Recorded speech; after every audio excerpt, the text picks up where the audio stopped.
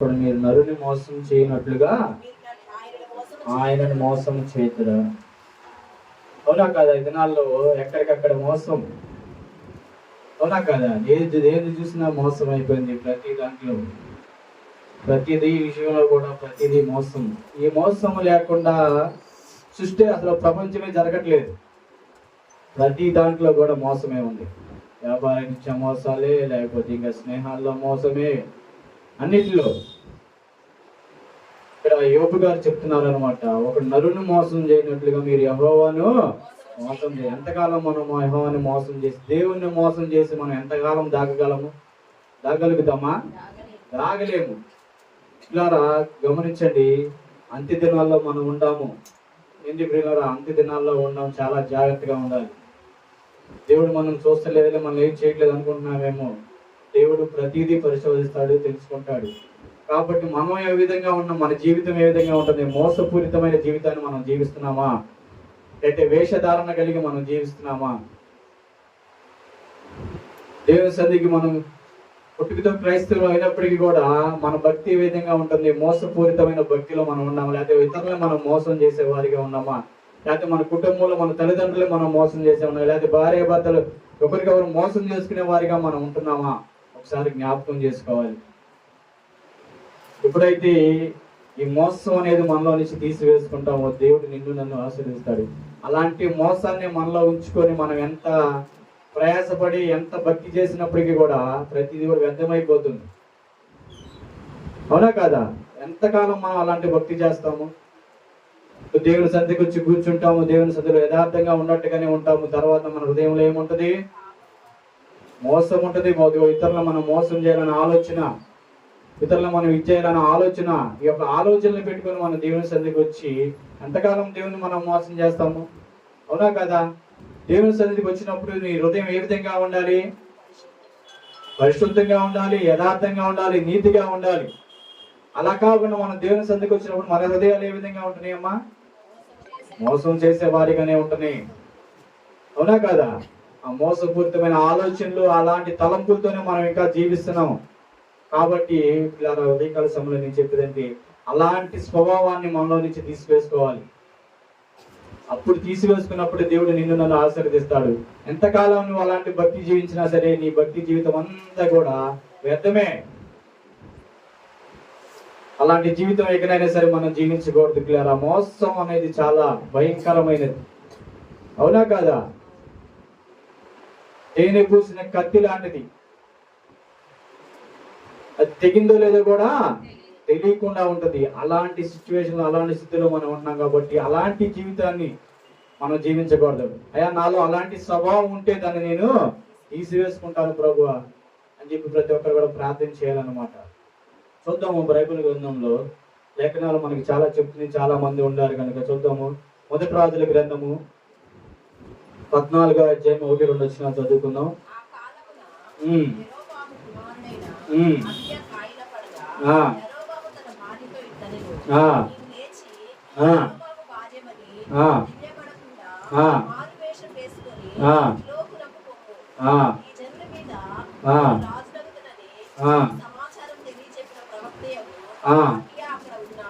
చాలండి.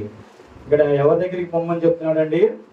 యెరొబోము తన భార్య ఇట్లా నీవు లేచి యెరొబోము భార్య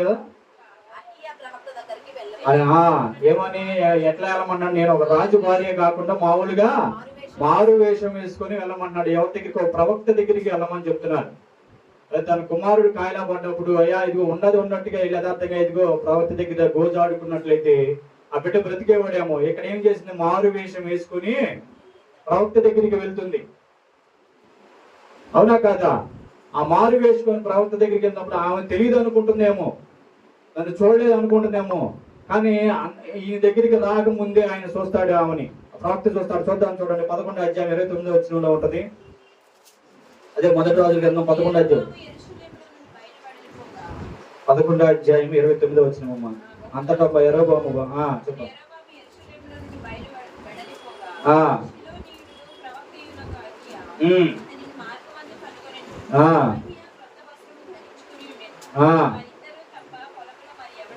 చాలండి. ఎంతో ముందే ఆమెని చూశాడా లేదా? చూశాడు. ఎలా ఉందంట? కొత్త వస్త్రములు పట్టుకొని ఉందంట. ఇంతకు ముందే చూశాడు. కానీ ఆమె నన్ను చూడలేదు, మామూలుగా ఆయన దగ్గరికి నేను మారు వేషం వేసుకొని వెళ్ళి నా కుమారుడు కాయలో పడి ఏదైనా ఉన్నట్టుగా దేవుని సన్నిధిలో యథార్థంగా ఉన్నట్లయితే అప్పుడు దేవుడు నీకు నాకు అనేకమైన అద్భుతాలు చేస్తాడు. మనం యథార్థంగా ఉండకుండా మనం ఏం చేస్తామంటే వేషాలు వేసుకొని వేషధారణ కలిగి మనం ఉంటున్నాం. అవునా కదా? అలాంటి వేషం వేసుకొని వెళ్ళినప్పుడు తను ఏం చేస్తుందంటే తన కుమారుని కూడా పోగొట్టుకుంది. నువ్వు నీ రాజ్యంలో ప్రవేశించినప్పుడే నీ బిడ్డ చనిపోతాడని రాసి ఉంటుంది కింద 12వ అధ్యాయంలో 14వ అధ్యాయం 12వ వచనంలో.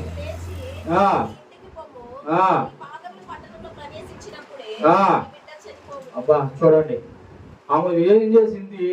ఒక ప్రవక్త దగ్గర మారు వేషం వేసుకొని వెళ్తుంది అనమాట. ఆ వేషధారణ బట్టి ఆమెను ఏం చేసింది? తన బిడ్డను కూడా పోగొట్టుకుంది. ఇప్పుడు మనం కూడా ఈ దినాల్లో మనం కూడా ఏంటంటే మన యొక్క వేషధారణ బట్టి మనం ఏం చేస్తున్నాయంటే మన జీవితాన్ని పాడు చేస్తుంది. ఆ మోసపూరితమైన ఆ భక్తి మనం ఏం చేస్తుందంటే మన కుటుంబాలని నాశనం చేస్తుంది.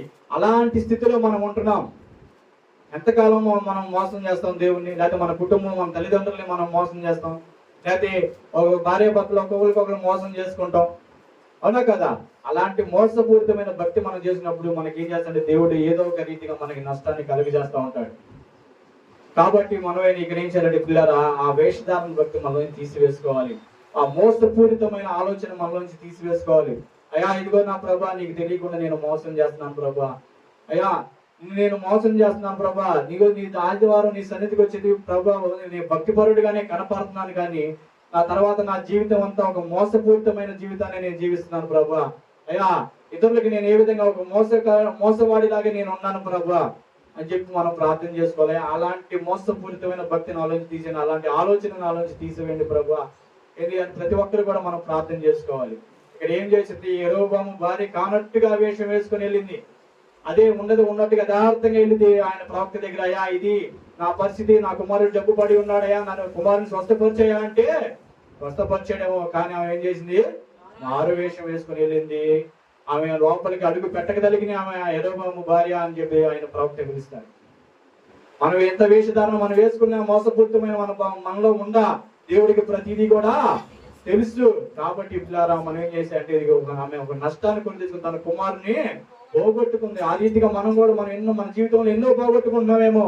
అలాంటి మోసపూరితమైన ఆలోచన చేసి అలాంటి మోసపూరితమైన స్వభావం మనలో పెట్టుకొని మనం ఎన్నో కోల్పోతున్నాం. కాబట్టి అలాంటి స్వభావం అలాంటి జీవితాన్ని మనం జీవించకూడదు. మనం కూడా మన జీవితం ఎన్నో పోగొట్టుకునే వారిగా మనం ఉంటాం.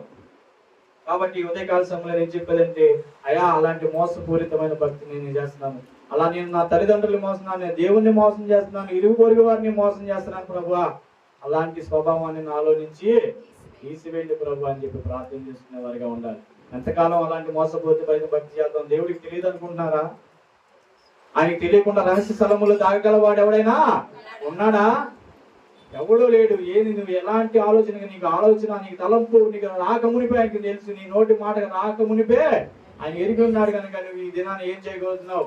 కాబట్టి అది మనం మైండ్ లో పెట్టుకొని మనం జ్ఞాపకం చేసుకొని అయ్యా నా నోటికి మాట రాకముందు నువ్వు చేస్తున్నావు కాబట్టి ఈ దినాన్ని నేను ఇదిగో ఇలా ప్రవర్తిస్తున్నాను ప్రభా, ఇదిగో ఈ దినాన్ని నేను ఇలా జీవిస్తున్నాను ప్రభా, ఇదిగో నాలో ఉన్న మోసపూరితమైన ఆలోచన తీసివేయండి ప్రభా, ఇతరులను మోసం చేసే స్వభావాన్ని నాలో నుంచి తీసివేయండి ప్రభా అని చెప్పి ప్రార్థన చేసుకునే వారిగా ఉండాలన్నమాట.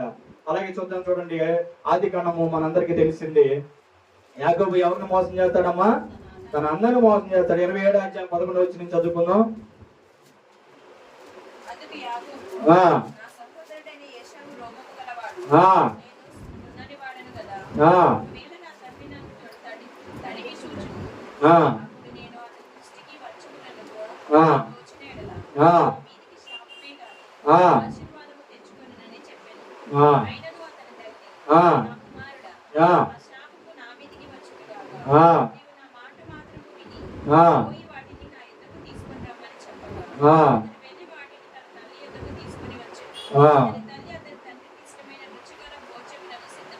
చాలండి. ఇక్కడ మనం చూసుకున్నట్లయితే యాకోబు గారు ఏం చేస్తున్నారు? ఎవరిని మోసం చేస్తున్నాడు? తన అన్నని మోసం చేస్తున్నాడు. అమ్మా ఇది తప్పు అని అయినప్పటికీ కూడా తల్లి ఏం చేస్తుంది? తన కుమారుణ్ణి ప్రోత్సహించి పంపిస్తుంది. ఇదిగోయా నువ్వు వెళ్ళి ఇదిగో ఇలా మోసం చేయి, ఇదిగో నీ తండ్రిని మోసం చేయి, నీ అన్నని మోసం చేయని చెప్పి తల్లే పురికొలుపుతుంది ఇక్కడ. అలాంటి తల్లులు ఎంతమంది ఉన్నారు ఈ దినాన? అదిగో కుమారుడు అన్నాడు, అన్న లాంటి రూపము నాకు లేదు, అన్న లాంటి రోమాలు నాకు లేవని చెప్పి అన్నప్పటికీ కూడా ఆమె ఏం చేస్తున్నాయంటే, నువ్వు వెళ్ళు, నీ మీదకి వచ్చే శాపాలన్నీ నా మీదకి వచ్చినా పర్వాలేదు, కానీ నువ్వు వెళ్ళి మటుకి ఈ యొక్క దాన్ని ఏం చేయమంటుంది, మోసాన్ని చేయమని చెప్తుంది. తన తండ్రిని మోసం చేయమంటుంది, తన అన్నని మోసం చేయమని చెప్తుంది. అలాంటి తల్లులు ఉన్నారేమో ఇది నాన్న ఒకసారి జ్ఞాపకం చేసుకోండి పిల్లరా. అలాంటి మోసపూరితమైన భక్తి నీవు నేను ఎంతకాలం చేస్తాము? తన ఏమంటున్నాడు, అమ్మా తండ్రి నాన్నగారు గుర్తుపడతారేమో అంటే, కాదు లేదు దేవుడు నన్ను గుర్తుపడతాడేమో అంటే, నా మీదకి ఏదైనా శాపం వస్తుందంటే ఆమె ఏమంటుంది, ఆ శాపాలన్నీ నా మీదకి వచ్చినా పర్లేదు కానీ వెళ్ళి ఈ మోసం చెయ్యా, ఇగో నీ తండ్రిని మోసం చేయి, నీ అన్నని మోసం చేయి.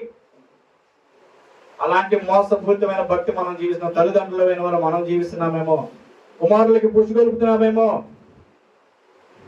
కుమార్తెలకి అలాంటి నూరు పోస్తున్నామేమో. ఒకసారి మనం జ్ఞాపకం చేసుకోవాలి.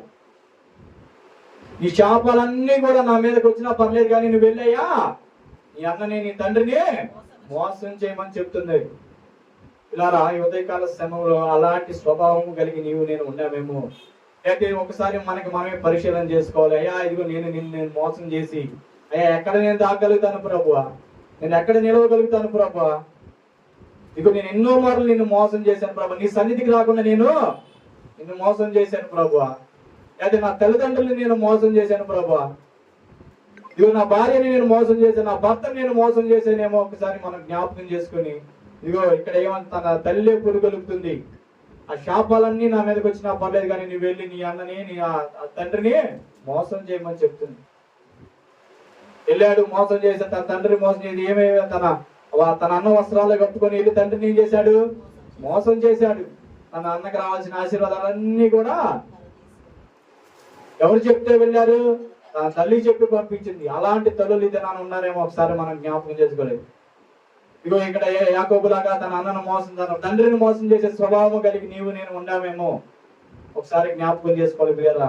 అయ్యా ఈ ఉదయకాల సమయంలో అయ్యా నేను కూడా నేను మోసం చేసేవారిగా నేను ఉన్నాను ప్రభువా, నా జీవితం అలాంటి జీవితం కలిగి, నా స్వభావం అలాంటి స్వభావం కలిగి నేను జీవిస్తున్నాను ప్రభువా, దయతో నన్ను మీరు జ్ఞాపకం చేసుకోండి ప్రభువా అని చెప్పి ప్రతి ఒక్కరు కూడా ప్రార్థన చేసుకోవాలి. ప్రార్థన చేసుకున్నప్పుడే దేవుడు నిన్ను ఆశీర్వదిస్తాడు. ఇక్కడ మరి మనం చూసుకున్నట్టయితే ఏం చేసింది, ఎలబోమ భార్య మారు వేషం వేసుకొని వెళ్ళింది.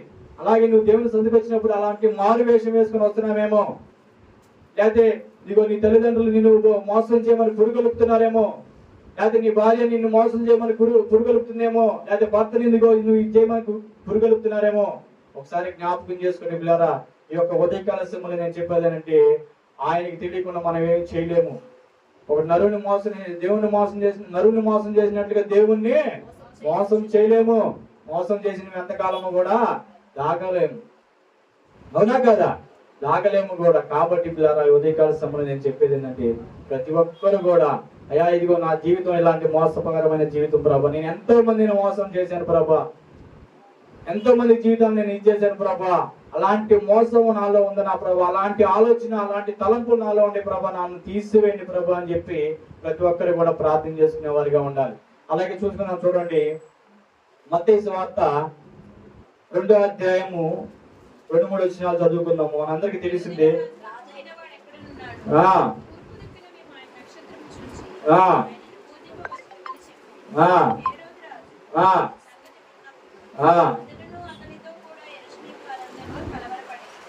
చాలండి, ఇక్కడ మనందరికి తెలిసిందే. ఏ రోజు రాజు గారి గురించి మనం చూసుకుంటున్నాము.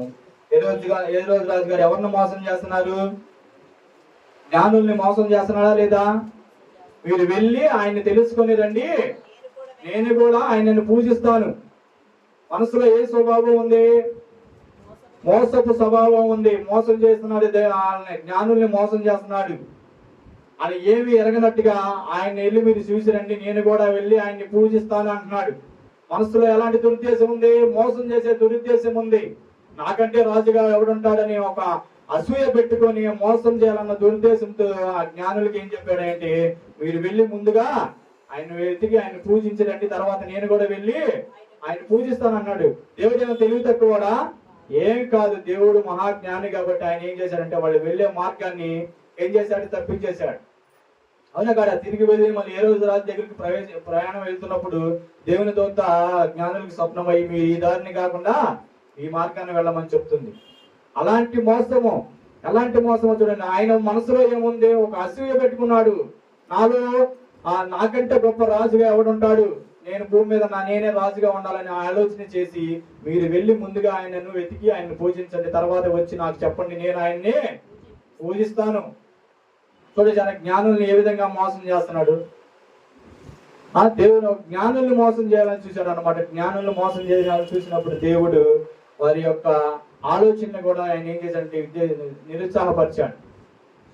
కాబట్టి ఈ ఉదయకాల సమయంలో నేను చెప్పేది ఏంటంటే, అలాంటి ఆలోచన మనం కలిగి జీవిస్తున్నామేమో, మన మనసులో అంత దారుణమైన మోసం చేసి ఆలోచన పెట్టుకొని ఇతరుల పరిస్థితుల్లో మనం ఏ విధంగా నటిస్తున్నామో, లేదా ఒక నటన జీవితాన్ని మనం జీవిస్తున్నామేమో, ఇదొకటి జ్ఞాపకం చేసుకొని పిల్లారా ఈ ఉదయకాల సమయంలో ప్రతి ఒక్కరు కూడా అయా అలాంటి మోసం చేసే ఆలోచన నాలో ఉంది నా ప్రభా, అయ్యా వేషధారణ నేను కలిగి జీవిస్తున్నాను ప్రభా, అలాంటి వేషధారణ భక్తి నాలో నుంచి తీసేయండి, అలాంటి మోసపూరితమైన భక్తి నాలో నుంచి తీసివేయండి అని చెప్పి ప్రతి ఒక్కరు కూడా ప్రార్థన చేసుకోవాలి. అవునా కాదా? ఎలా జీవిస్తున్నాం మనము? మోసమే. ఇప్పుడు ఫర్ ఎగ్జాంపుల్ ఉదాహరణకి పెళ్లి చేసుకున్నప్పుడు ప్రమాణాలు, ఎన్ని ప్రమాణాలు చేస్తారండి? దైవ జ్ఞానంలో ఉన్న ప్రమాణాలన్నీ చేస్తా ఉంటారు. దేవుని ఎదుట సాక్షిగా ప్రమాణం కూడా చేస్తారు. కానీ ఏం చేస్తారు? భార్యను భర్త, భర్తను భార్య మోసం చేస్తారు. ఇలాంటి జీవితాన్ని మనం జీవిస్తున్నాం. పిల్లల ఉదయకాల సమయంలో నేను చెప్పేది ఏంటంటే, నువ్వు దేవునికి తెలియకుండా ఒక నరుని మోసం చేసినట్టుగా దేవుని మోసం చేయాలంటే దేవుడు నేను సహించడు. తనకు ఇక్కడ యరొబాము భార్య కానట్టుగా వేషం వేసుకొని తను ఏం చేసింది? తన కుమారుడిని ఏం చేసుకుంది? పోగొట్టుకుంది. ఆ రీతిగా ఈ దినాల్లో నీకు కావాల్సిన ఆత్మీయ దేవుడు నీకు కావాల్సింది ఏదో ఇస్తానో దాన్ని నువ్వు పోగొట్టుకునే స్థితిలో నువ్వే ఉంటున్నావేమో. నీ జీవితాన్ని నీ ఆలోచనలను బట్టి నీ స్థితిని బట్టి నువ్వు అలాంటి నీకు దేవుడు ఇవ్వాల్సిన ఆశీర్వాదాన్ని పోగొట్టుకున్నావేమో. అలాంటి మోసపూరితమైన ఆలోచనతో ఏంటి, అలాంటి ఒక ఇతరుల్ని మోసం చేయాలన్న ఆలోచనతో నీకు రావాల్సిన దీవెనలన్నీ కూడా నువ్వు మోసం చేసుకుంటున్నావేమో. ఒకసారి జ్ఞాపకం చేసుకుని ఇలా ప్రతి ఒక్కరు కూడా అలాంటి మోసాన్ని నాలోంచి తీసివేయని ప్రభు అని చెప్పి ప్రతి ఒక్కరు కూడా ప్రార్థన చేసుకునే వారిగా ఉండాలి. ఈ యొక్క వాక్యాన్ని దేవుని వెలుగులో దీవించి ఆశీర్వదించను గాక. ఈ వాక్యం అందరికీ అర్థమని నేను కోరుకుంటున్నాను. ఉన్న వాక్య ప్రకారంగా ఒకరు ప్రార్థన చేద్దాం. ఒకరు ప్రార్థన చేయని వారితో అందరు కలిసి ఏకీభవిస్తారు. ప్రార్థన చేద్దాం. అందరూ ఏకీభవించండి. ఈ దినాన నేను ఎవరినైనా మోసం చేస్తున్నానేమో ప్రభు, నన్ను మీరు జ్ఞాపకం చేసుకోండి ప్రభు. అయ్యా ఇదిగో నా ప్రభు, నేను వేషం వేసుకుంటున్నాను. నీ సన్నిధికి వచ్చినప్పుడు ఒక వేషధారణ కలిగి నేను జీవిస్తున్నాను ప్రభు. ఎవరు తెచ్చి ప్రార్థన చేసుకున్నామా? అయ్యా ఎవరు మీరు మోసం చేయలేదా? ఈ దినాన దేవుని సన్నిధిలో ఒప్పుకోండి. దేవుని సన్నిధిలో ఒప్పుకొని ప్రార్థన చేద్దాం. అయ్యా నా తల్లిదండ్రులు నేను మోసం చేశాను నా ప్రభు, ఎన్నో మార్లు నేను మోసం చేశాను నా తండ్రి. అది ప్రతి ఒక్కరు కూడా ప్రార్థన చేద్దాం. అయ్యా ఇదిగో నూతన యరొబాము భార్య కూడా ప్రభా, ఇదిగో ఇదిగో ప్రవక్త దగ్గరికి వెళ్ళి ప్రభు మారు వేషం వేసుకొని వెళ్ళినది కాబట్టి ప్రభ తన కుమారుడిని పోగొట్టుకున్నది ప్రభా. మేము కూడా ప్రభా మా హృదయంలో ప్రభా అనేకమైన ద్వేషాలు, అనేకమైన నా తండ్రి మోసపూరితమైన భక్తి పెట్టుకొని ప్రభా అయ్యా మా జీవితంలో రావాల్సిన అనేకమైన దీవెనలను కోల్పోయి ఉన్నాము ప్రభా, అనేకమైన ఆశీర్వాదాలను కోల్పోయి ఉన్నాము ప్రభా. ఇటువంటి హృదయాన్ని పెట్టుకొని ప్రభా ఎన్నో ఇవ్వడానికి సిద్ధమై ఉన్న ప్రభా ఆశీర్వాదాలు మేము పోగొట్టుకున్నాము ప్రభా. అయ్యా నా నష్టాలనే మేము చూసి ఉన్నాము ప్రభా, ఎందుకంటే అటువంటి హృదయం కలిగి ఉన్నది కాబట్టి ప్రభా. మరి ఉదయకాల సమయంలో ప్రభా నీ దాసుల ద్వారా మాకు తెలియజేసి ఉన్నావు ప్రభా, అటువంటి మోసకరమైన హృదయాన్ని మాలో నుంచి మేము తీసివేసుకునే వారి కాదు ప్రభా, అటువంటి హృదయాన్ని ఇప్పుడే నీ సన్నిధిలో ఒప్పుకునే వారి కాదు ప్రభా. అయ్యా ఉండుటకు సహాయం చేయమని ప్రభా. అలాగునే ప్రభా ఇదిగో నా తండ్రి యాకోబు కూడా ప్రభా తన అన్నని మోసం చేశాడు ప్రభా. అయ్యా తన తండ్రిని మోసం చేశాడు ప్రభా. తన తండ్రి పురుగొరుకుతున్నది ప్రభా. ఎన్ని మోసం చేయాల్సి ప్రభా. మరి దినాల్లో మేము నా తండ్రి మా బిడ్డల హృదయాలను ఏది నా తండ్రి నింపుతూ ఉన్నాము ప్రభా. మేము గ్రహించుకోవాలి ప్రభా. అయ్యా నిజమే ప్రభా, అనేకుని మేము మోసం చేసి ఉన్నాము ప్రభా. అయ్యా అనేకమైన మోసములు మేము చేసి ఉన్నాము ప్రభా. అయ్యా నిజమే ప్రభా, వచ్చి శాపం దేశ దిమ్మరైపోయాడు కదా ప్రభా. అయ్యా మోసకరమైన హృదయాన్ని పెట్టుకున్నప్పుడు ప్రభా మేము కూడా ప్రభా అటువంటి హృదయం కలిగి ఉంటే ఎన్నో నష్టాలు మేము చూస్తాము ప్రభా. మా హృదయం భ్రష్ట హృదయం అయిపోతున్నది ప్రభా. అయ్యా అటువంటి హృదయం మాలో నుంచి తీసివేయమని అడుగుతున్నాము ప్రభా. అయ్యా హేరోదు రాజు కూడా ప్రభా అదే ప్రభా జ్ఞానానికి చెప్పినాడు, మీరు వెళ్ళా రాజును పూజింపు, నేను కూడా వచ్చి పూజిస్తానని చెప్పాడు ప్రభా. కానీ హృదయం ఎంతో మోసముతో నిండిపోయి ఉన్నది ప్రభా. మేము కూడా పెదవులతో ఎంతో సొంపైన మాటలు ప్రభా, ఎంతో శ్రేష్టమైన మాటలు అటువంటి నా తండ్రి మాటలు మాట్లాడుచున్నామే కానీ మా హృదయం ప్రభా ఎంతో ప్రభా మోసకరమైన ప్రతి ఒక్కరిని మోసం చేయాలన్న తాపత్రయం ప్రభా. మోసం చేసి అది సంపాదించుకోవాలి ఇది సంపాదించుకోవాలన్న ఆశలు మాలో ఉన్నవేమో ప్రభా. ఏ ఉదయకాల సమయంలో అటువంటి మనసును మాలో నుంచి తీసివేసి ప్రభా ఈ వాక్యాన్ని మా హృదయంలో ఫలాభరితంగా ఫలించినప్పుడు సహాయం చేసి ఇంకెన్నడూ ఈ మోసం అనేది మా జీవితంలో ప్రభా ఎక్కడ కనబడకుండా ఉండటప్పుడు సహాయం చేయమని ప్రార్థన అంగీకరించమని నజరేయుడైన జీవం గల యేసు పరిశుద్ధ నామములో అడిగి ప్రార్థించి వేడుకుంటున్నాం తండ్రి. మహాపరిశుద్ధుడ మహోన్నతుడ నాయన నీ ఘనమైన నామానికి వందనాలు స్తోత్రాలు ప్రభువా. ఈ దినాన నా ప్రభువా సూటిగా నాతో మాట్లాడినందుకు నీకు వందనాలు నా ప్రభువా. అయ్యా ఇదిగో నా ప్రభువా నేను కూడా నా ప్రభువా ఎవరో తెలియకుండా ప్రభువా నిన్ను మోసం చేస్తున్నానేమో నా ప్రభువా. అయ్యా అదిగో నేను వేషాన్ని వేసుకొని నేను నిన్ను మోసం చేస్తున్నాను ప్రభా, నన్ను మీరు జ్ఞాపకం చేసుకోండి నా తండ్రి.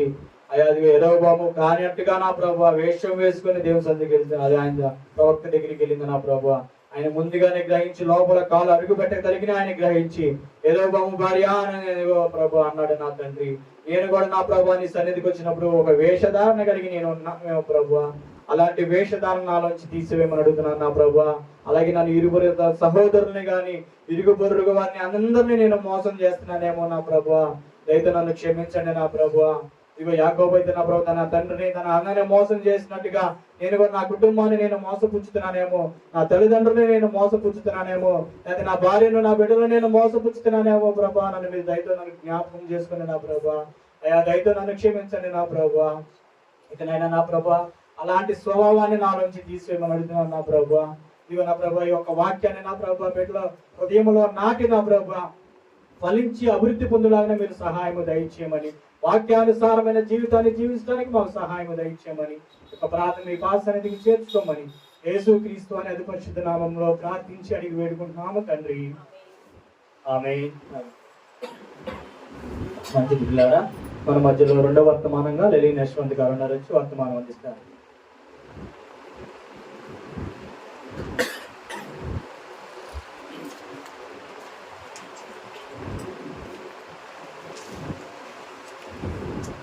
వచ్చిన సంఘస్థులందరికీ హృదయపూర్వక వందనాలండి. అలానే సోషల్ మీడియా ద్వారా వీక్షిస్తున్న వారికి కూడా వందనాలు. అందరం కళ్ళు చేసుకున్నట్లయితే ప్రార్థన చేసుకుని వాక్య భాగంలోనికి వెళ్దాము. పరిశుద్ధుడా ప్రేమ గల తండ్రి, మీకు వేలాది వందనాలు ప్రభువా. ప్రభువా మీరు మమ్మల్ని ప్రేమించి మాకు ఇచ్చినటువంటి తండ్రి వేసి యొక్క ఆదివారాన్ని బట్టి మీకు వందనాలు ప్రభువా. వెనక దినాన ప్రభువా మేము మా యొక్క ప్రయాణంలో మీరు తోడైంది ప్రభువా. ఈరోజు మీ సన్నిధిలో మీరు మమ్మల్ని కూర్చోబెట్టుకున్న విధానాన్ని బట్టి వందనాలు ప్రభువా. ఎక్కడైతే ఇద్దరు ముగ్గురు కూడి ఉంటారో వారి మధ్య మీరు ఉంటారన్నారు ప్రభువా. ఈ రోజు ప్రభువా మీరు మా మధ్య ఉన్నారని మేము నమ్ముచున్నాం ప్రభువా. ఈ యొక్క వాక్యాన్ని బోధించబోచుండగా ప్రభువా మీరు నన్ను జ్ఞాపకం చేసుకోనండి ప్రభువా. మీ యొక్క తండ్రి పరిశుద్ధాత్మని నా మీద కుమ్మరించండి ప్రభువా. మీ యొక్క వాక్యాన్ని బోధించబోచుండగా వినువారు కూడా ప్రభు శ్రద్ధగా మీ యొక్క వాక్యాన్ని విని వారి జీవితంలో యొక్క వాక్యాన్ని ఫలింపజేసుకోవాలని కోరుకుంటూ ఈ యొక్క ప్రార్థన మీ పాదాల సన్నిధికి చేర్చుకోనమని నజరేయుడైన యేసుక్రీస్తు వారి పేరట అడిగి వేడుకొని ప్రార్థిస్తున్నాను తండ్రి. ఏమి విన్నామండి ప్రధాన వాక్యం? మనము మోసము చేయకూడదు. చేయకూడదని వింటున్నాం కానీ చేయకుండా ఉంటున్నామా? మోసం ఏదో ఒక విధంగా చేస్తానే ఉంటాం. అందుకని మనం ఏం చేయాలంటే ఎవరిని మోసం చేయకూడదు. దేవుడు మోసాన్ని అంగీకరించడు. దేవుణ్ణి కూడా మనం మోసం చేయకూడదు. ఎటువంటి విషయంలో మనుషుల్ని మోసం చేయకూడదు, దేవుణ్ణి మోసం చేయకూడదు. ఓకే, పోయిన వారం చెప్పుకున్న వాక్యం ఎవరికన్నా గుర్తుందా అండి? మరి మీరు ఎలా ఉంటున్నారు? వాక్యాన్ని విన్నారు, ఆ యొక్క నక్షత్రంలో మీరున్నారా? మార్గాన్ని చూపిస్తున్నారా? మీ యొక్క స్నేహితులకు కానీ మీ యొక్క సహోదరులకు కానీ? ప్రయత్నిస్తున్నాం, మంచి మాట. మనం ఏం చేయాలంటే ప్రయత్నించాలి. ప్రయత్నిస్తేనే ఏదైనా సాధ్యపడింది. కాబట్టి మనం ఎలా ఉండాలంటే ఆ యొక్క నక్షత్రం లాగా ప్రతి ఒక్కరికి దేవుని వైపు మార్గాన్ని చూపించే వారిలాగా మనం ఉండాలి. అలాగే మనం మార్గం తప్పిపోకూడదు, వాళ్ళకి మార్గం చూపిస్తాం. మనం కూడా ఏం చేయాలి? వెలిగింపబడతా ఉండాలి. దేని ద్వారా వెలిగింపబడాలి? దేవుని యొక్క వాక్యం ద్వారా మనం వెలిగింపబడాలి. అలానే ఎవరితో సహవాసం చేస్తే మనం వెలిగింపబడతాము? వెలుగుతో, దేవునితో సహవాసం చేయగలిగితే మనము వెలిగింపబడతాము. మత్తయి సువార్త 2వ అధ్యాయం మొదటి 2 వచనాలు మనం క్రితం వారం చదువుకున్నదే మళ్ళీ ఒకసారి చూద్దాము. చదవండి. రాజైన హేరోదు దినములయందు యూదయ దేశపు బెత్లెహేములో యేసు పుట్టిన పిమ్మట ఇదిగో తూర్పు దేశపు జ్ఞానులు యెరూషలేమునకు వచ్చి యూదుల రాజుగా పుట్టిన వాడు ఎక్కడున్నాడు చూచి వచ్చితిమని చెప్పిరి. అయితే ఇక్కడ మనం క్రితం వారం చెప్పుకున్నాము, నక్షత్రం వారికి మార్గాన్ని చూపిస్తా వచ్చింది. అయితే వీరు జ్ఞానులు. ఎవరంట వీరు? జ్ఞానులు. జ్ఞానులు అంటే ఎవరు? లోకంలో దాదాపు చాలా వరకు తెలిసిన వాళ్ళు, అవునా కాదా? మనం అనుకుంటా ఉంటాం అన్ని తెలిసిన వాళ్ళు ఎవరు? అన్ని తెలిసిన వారే కదా జ్ఞానులు. ఏమీ తెలియని వారిని మనం ఏమంటాం? జ్ఞానులు అంటామా? జ్ఞానులు మనం అన్నాం. అన్ని తెలిసిన వారే జ్ఞానులు. కొన్నిసార్లు మనం కూడా అనుకుంటాం, ఏమని అనుకుంటాం? నాకు అన్నీ తెలుసు, ఏదో 1-2 విషయాలు తెలియగానే మనం ఏమనుకుంటాం? అన్నీ తెలుసు, నేను జ్ఞాని నేను మనం అనుకుంటాం. ఇక్కడ ఆ యొక్క నక్షత్రము జ్ఞానులకు మార్గాన్ని చూపిస్తుంది, అవునా కాదా? జ్ఞానులకు మార్గాన్ని చూపిస్తే వాళ్ళు చక్కగా బాగానే వచ్చారు. యెరూషలేము వరకు ఆ యొక్క నక్షత్రాన్ని చూస్తా వారి యొక్క జ్ఞానాన్ని పక్కన పెట్టేసేసి ఆ నక్షత్రం వారి జ్ఞానులు అంటే వారికి ప్రతి ఒక్క మార్గాలు కూడా తెలిసి ఉంటాయి, అవునా కాదా? ఇదో పలానా వైపు వెళ్తే పలానా నగరం, అవునా కదా? తెలిసే ఉంటది. కానీ వారు ఆ ప్రయాణంలో యెరూషలేము వరకు ఆ యొక్క నక్షత్రాన్ని చూసి వారి యొక్క జ్ఞానాన్ని పక్కన పెట్టేసేసి యెరూషలేము వరకు బాగానే ఆ యొక్క నక్షత్రాన్ని చూస్తూ వచ్చారు. ఎప్పుడైతే ఆ యెరూషలేముకి చేరుకున్నారో ఇంకా వారి సొంత జ్ఞానాన్ని ఉపయోగించారు, అవునా కాదా? సొంత జ్ఞానాన్ని ఉపయోగించారు. ఏం చేశారు? వారు అక్కడ ఆ నక్షత్రం చూపించే మార్గాన్ని పక్కన పెట్టేసేసి వీరేం చేశారు? తమ సొంత జ్ఞానంతో ఎక్కడికి వెళ్ళారు? ఆ హేరోదు రాజు దగ్గరికి వెళ్ళి అడుగుతున్నారు, అవునా కాదా? ఇక్కడ మనం అదే చూస్తున్నాం, అవునా కాదా? యూదుల రాజుగా పుట్టిన వాడు ఎక్కడ ఉన్నారని ఎవరిని అడుగుతున్నాడు? ఆ హేరోదు రాజుని అడుగుతున్నారు. వారి యొక్క జ్ఞానాన్ని పక్కన పెట్టి ఆ యొక్క దేవుడు చూపించిన, దేవుడు ఏర్పరిచిన యొక్క నక్షత్రాన్ని ఫాలో అవుతూ వచ్చినంత వరకు వారి యొక్క ప్రయాణం బాగానే సాగింది. ఎటువంటి ఇబ్బందులు లేకుండా, ఎటువంటి ఆటంకాలు లేకుండా. ఎప్పుడైతే వారు తమ యొక్క జ్ఞానాన్ని వినియోగించడం మొదలు పెట్టారో, దేవుని యొక్క మార్గాన్ని పక్కన పెట్టేసేసి ఏమైంది? ఆ యొక్క రాజు దగ్గరికి వెళ్ళి అడగటం వల్ల చాలా చాలా పెద్ద పొరపాటు జరిగిందండి, అవునా కాదా? చూడండి 16వ వచనం చూడండి. ఆ జ్ఞానులు తన్ను అపహసించిరని హేరోదు గ్రహించి బహు ఆగ్రహము తెచ్చుకొని తాను జ్ఞానుల వలన వివరముగా తెలుసుకున్న కాలమును బట్టి ప్రాంతములలోను మొదలుకొని వధించెను. ఎంత భయంకరమైన సంఘటన జరిగిందండి ఇక్కడ. వారు తమ సొంత జ్ఞానాన్ని ఉపయోగించుకోవటం వల్ల హేరోదు రాజు ఏం చేశాడు? 2 సంవత్సరాలు మరియు అంతకన్నా తక్కువ వయసున్న వారిని ఏం చేశాడు? వధించేశాడంట. చూడండి, అదే ఆ జ్ఞానులు గాని అట్లా హేరోదు రాజు దగ్గరికి వెళ్ళుంటే ఆ పని జరిగేది కాదు. కొన్నిసార్లు మనం కూడా ఏం చేస్తామంటే దేవుడు చూపించే మార్గాన్ని వదిలేసి, దేవుడు చెప్పిన మాటని వదిలేసి మనం ఏం చేస్తాము? మన సొంత మార్గాలు మనము వెతుక్కుంటా ఉంటాం. మన సొంత ఆలోచనలను బట్టి మనం నడుస్తూ ఉంటాం. అలా నడవటం బట్టి మనకు కూడా ఎన్నో ఆటంకాలు ఏర్పడతా ఉంటాయి. ఇక్కడ ఏ విధంగా అయితే జ్ఞానులు దేవుడు చూపించే మార్గాన్ని పక్కన పెట్టేసేసి తాము వెళ్ళాలనుకున్నారో, వెళ్ళిన తర్వాత ఏమైంది? ఎంతో గొప్ప వధ జరిగింది. అవునా కాదా? ఎంతో గొప్ప వధ జరిగింది ఇక్కడ మనం చూస్తా ఉన్నాం. అయితే దేవుడు వారికి మార్గాన్ని చూపించడం ఆపలేదండి. మార్గాన్ని చూపించడం ఆపారా? చూడండి 9వ వచనంలో చూడండి. వారు రాజు మాట విని బయలుదేరి పోవుచుండగా ఇదిగో తూర్పు దేశమున నక్షత్రము ఆ శిశువు ఉండిన చోటికి మీదుగా వచ్చి ఆ యొక్క నక్షత్రం అంట వారు ఆ కోట లోపలికి వెళ్ళి రాజుగారిని అడిగిన అది అక్కడే వెయిట్ చేస్తుందంట, అక్కడే ఉందంట. వారు బయటికి వచ్చి యేసు ప్రభు వారి దగ్గరికి వెళ్ళేదాకా వారి కోసం అక్కడ వేచి చూస్తా ఉందంట అండి. ఇంత మంచి ఆ యొక్క మార్గాన్ని దేవుడు ఏర్పరిస్తే జ్ఞానులు ఏం చేశారు? తమ సొంత జ్ఞానాన్ని వినియోగించారు. ఇక్కడ మనం కూడా అనుకుంటా ఉంటాం, వీళ్ళు చాలా జ్ఞానం, నాకెంతో తెలుసు, ఏం చేయాలో నాకు తెలుసు, ఏ సమయంలో ఎట్లా నడవాలో నాకు తెలుసు అని మనం అనుకుంటా ఉంటాం. దేవుడు చెప్పిన యొక్క మాటలను మనం పెడచెవిన పెడతాం. అవునా కాదా? అట్లాంటప్పుడు ఏమైంది? ఇది ఇక్కడ గొప్ప బాధ ఎలాగైతే జరిగిందో మన జీవితాల్లో కూడా అటువంటి ఎన్నో బాధలు బాధలు మనకి వస్తూ ఉంటాయి. అందుకని మనం ఏం చేయాలంటే మన యొక్క సొంత జ్ఞానాన్ని పక్కన పెట్టేసేయాలి. ముందుగా మనం ఏం చేయాల్సింది ఏంటంటే దేవుడు చూపించే మార్గాన్ని కానీ దేవుడు చెప్పే మాటలను కానీ మనము వినాలి. ఎప్పుడైతే ఆ విధంగా మనం వినగలుగుతామో దేవుడు మన యొక్క మార్గాన్ని మంచి మార్గంలో నడిపిస్తూ ఉంటారు. ఈ యొక్క జ్ఞానులుగా మనం ఉండకూడదు. మన సొంత జ్ఞానాన్ని మనము ఆధారం చేసుకోకూడదు. దేవుడు మనకు చెప్తున్నాడండి బైబిల్ ద్వారా. ఏం చెప్తున్నాడు? మీరు ఆత్మ ఫలాలు ఫలించాలని చెప్తున్నారు, మంచి మార్గంలో నడవాలని దేవుడు చెప్తున్నాడా లేదా? కానీ మనం ఏం చేస్తున్నాం?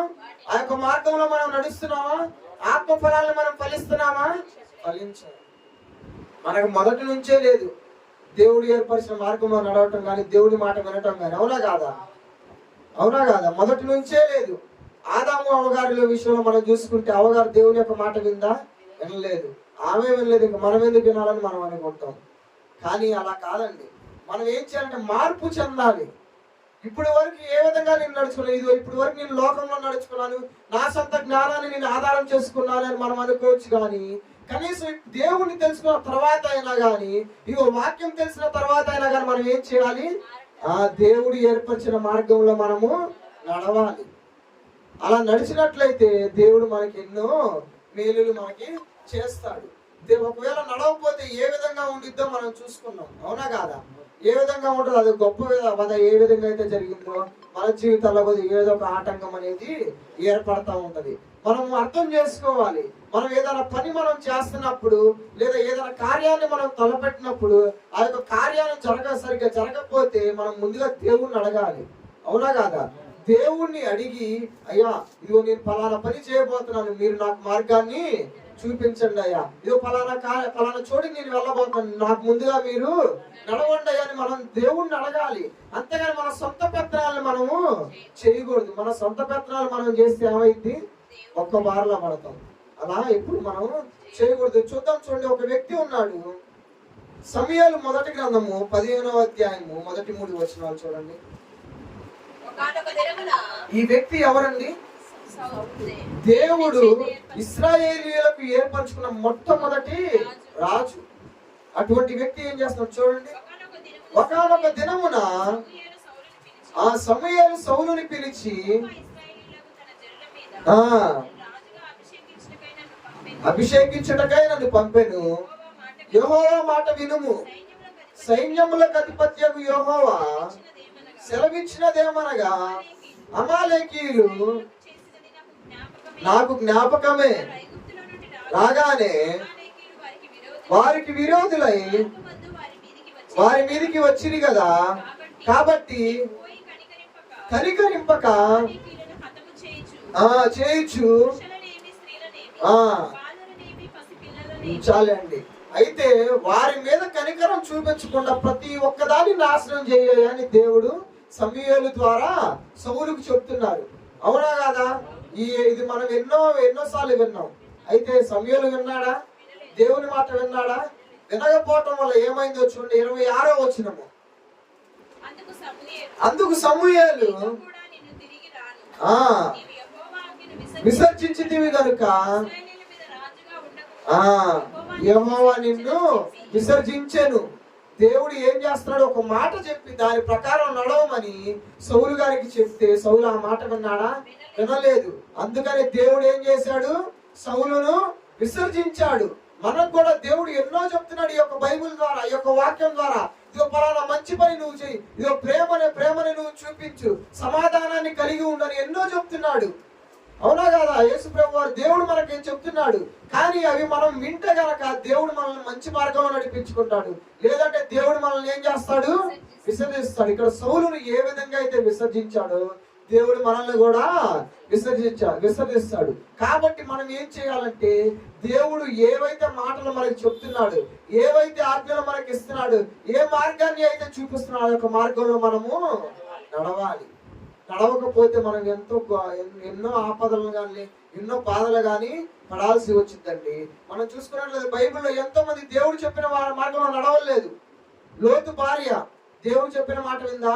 అది లోతుని అది దూరంగా ఉన్న ఆ ప్రదేశానికి వెళ్ళమంటే లేదు లేదయ్యా దగ్గరగా ఉన్న ఈ ప్రదేశానికి నేను వెళ్తానన్నాడు. దేవుని మాట వినలేదు. వినకపోవటం వల్ల ఏమైంది? ఆ దేవుడు చూపించిన ప్రదేశానికి వెళ్ళలేదు. కాబట్టి తన భార్యని కోల్పోయాడు. అవునా కాదా? అది ఆదాము అవ్వ దేవుని యొక్క మాట విని దేవుని ఆజ్ఞల ప్రకారం నడిచిందా? ఇది ఆ పండు తినొద్దని దేవుడు చెప్పాడు. చెప్పగానే మాట విందా? వినలేదు. ఆ యొక్క పండుని తినింది. దానివల్ల ఏమైంది? గొప్ప శాపాన్ని కొని తెచ్చుకుంది. అవునా కదా? ఇంకా ఎంతో మంది రాజైన సౌలు గురించే మనం చూసాం. అలానే సంసోను కూడా. అవునా కదా? సంసోను దేవుని యొక్క మాట వినలేదు, సౌలు దేవుని మాట వినలేదు. అంతెందుకండి, దేవునితో ఉన్న ఒక వ్యక్తి చూడండి, మత్తయి సువార్త 10వ అధ్యాయము 2-4 వచనాలు చూడండి. ఆ 12 మంది అపోస్తలుల పేర్లు ఏమనగా పేతురు అనబడిన సీమోను, ఆంద్రేయ. వీరు ఎవరండి? దేవుని శిష్యులు. 4వ వచనాన్ని చూడండి. ఆయన అప్పగించిన ఇస్కరియోతు యోధా. వీరెవరు? యేసు ప్రభు వారు ఏర్పరచుకున్న శిష్యులు. తనకు తానే స్వయంగా పిలుచుకున్నాడు వీళ్ళని. అవునా కాదా? ఎంతో మంది ఉన్నారు. ఇంకా యూదా గోత్రంలో గాని లేదా ఇశ్రాయేలీయుల్లో గాని ఎంతో మంది ఉన్నారు. కానీ యేసు ప్రభు వారు చూచి ఎన్నుకున్న ఈ 12 మందిలో ఒకరు ఇస్కరియోతు యోధా. ఆ ఇస్కరియోతు యోధా ఎటువంటి వారు? మనకి అక్కడ రాయబడింది ఏమని? ఆయనను అప్పగించిన ఇస్కరియోతు యోధా అని. చూడండి ఒకసారి 9-10 వచనాలు చూడండి. అదే అధ్యాయము. ఈ సంచులలో బంగారమునైనను వెండినైనను రాగినైనను ప్రయాణము కొరకు చాలనైనను 2 అంగీలనైనను సిద్ధపరచుకొనకుడి. దేవుడు నువ్వేం సంపాదించుకోమాకండి మీ కొరకు. ఇదిగో వెండిని సంపాదించుకోమాకు, డబ్బుని సంపాదించుకోమాకు, బట్టలు నీకు అవసరం లేదని చెప్పారు యేసు ప్రభు వారు. అవునా కాదా? ఇదిగో నేను చూపించిన మీకు ఏ మార్గాన్ని అయితే నేను చూపించానో మీరు జనానికి కూడా ఆ యొక్క మార్గాన్ని చూపించి ఆ యొక్క మార్గంలో నడిపించండి దేవుడు తన యొక్క శిష్యులకు ఆజ్ఞాపిస్తున్నాడు. అవునా కాదా? ఆజ్ఞాపిస్తే ఏం చేస్తున్నాడు ఇక్కడ ఇస్కరియోతు యోధా? 26వ అధ్యాయం 14వ వచనం చూడండి. దేవుని యొక్క మార్గాన్ని ఇస్కరియోతు యోధా వెళ్ళి నాకేమిత్తురని వారిని అడిగాను. వారికి ఇచ్చిరి. ఇక్కడ ఇస్కరియోతు యోధా ఏం చేస్తారు? మీకోసం ఏం సంపాదించుకోమాకండి, మీకు ఒక మార్గాన్ని నేను చూపించాను, అదే మార్గంలో మిగిలిన వారందరినీ నడిపించండి అని చెప్తే ఇక్కడ ఏం చేస్తున్నాడు? దేవుని విషయంలోనే బేరం ఆడుతున్నాడండి. అవునా కాదా? యేసు ప్రభు వారితోనే ఆయన నమ్మటానికి బేరాలు ఆడుతున్నాడు ప్రధాన యాజకుని దగ్గర. ఎంత బాధాకరమైన విషయం అంటే చూడండి తర్వాత వచ్చిన చూడండి. వాడప్పటి నుండి యేసు ప్రభు వారితోనే ఉంటున్నాడు. యేసు ప్రభు వారు ఏ చోటుకి వెళ్తే ఆయనతోనే ప్రయాణిస్తున్నాడు. అక్కడ వెళ్ళి యేసు ప్రభు వారు ఏమి బోధిస్తున్నాడో వింటున్నాడు. కానీ తన ఆలోచనలో ఏముంది? యేసు ప్రభు వారిని ఎట్లా అప్పగించాలి, ఆ యొక్క వెండి నాణాలు నేను ఎలా సంపాదించుకోవాలనే ఆలోచన. అంటే దేవుని మార్గాన్ని లెక్క చేస్తున్నాడా? లెక్క చేయట్లా. దేవుని యొక్క మాటలు వినట్లా. ఆయన మనసులో ఉన్నది ఏంటి? దేవుణ్ణి యేసు ప్రభు వారిని అప్పగించాలి, ఆ యొక్క వెండి నాణాలు సంపాదించుకోవాలి. ఈ రోజు మన మనస్సుల్లో ఏముంది? దేవుని యొక్క మాటలు మన మనసులో ఉంటున్నాయా, లేదా సంపాదన మీద మన యొక్క మనసు ఉంటుందా? దేవుడు చూపించిన మార్గంలో మనం నడగలుగుతున్నామా, లేదా మన సొంత మార్గాలు మనం ఏర్పరచుకుంటున్నామా? ఈ రోజు మనమే పరీక్షించుకోవాలి. ఆ విధంగా ఇస్కరియోతు యోధ తన సొంత మార్గాన్ని ఎత్తుక్కున్నాడు.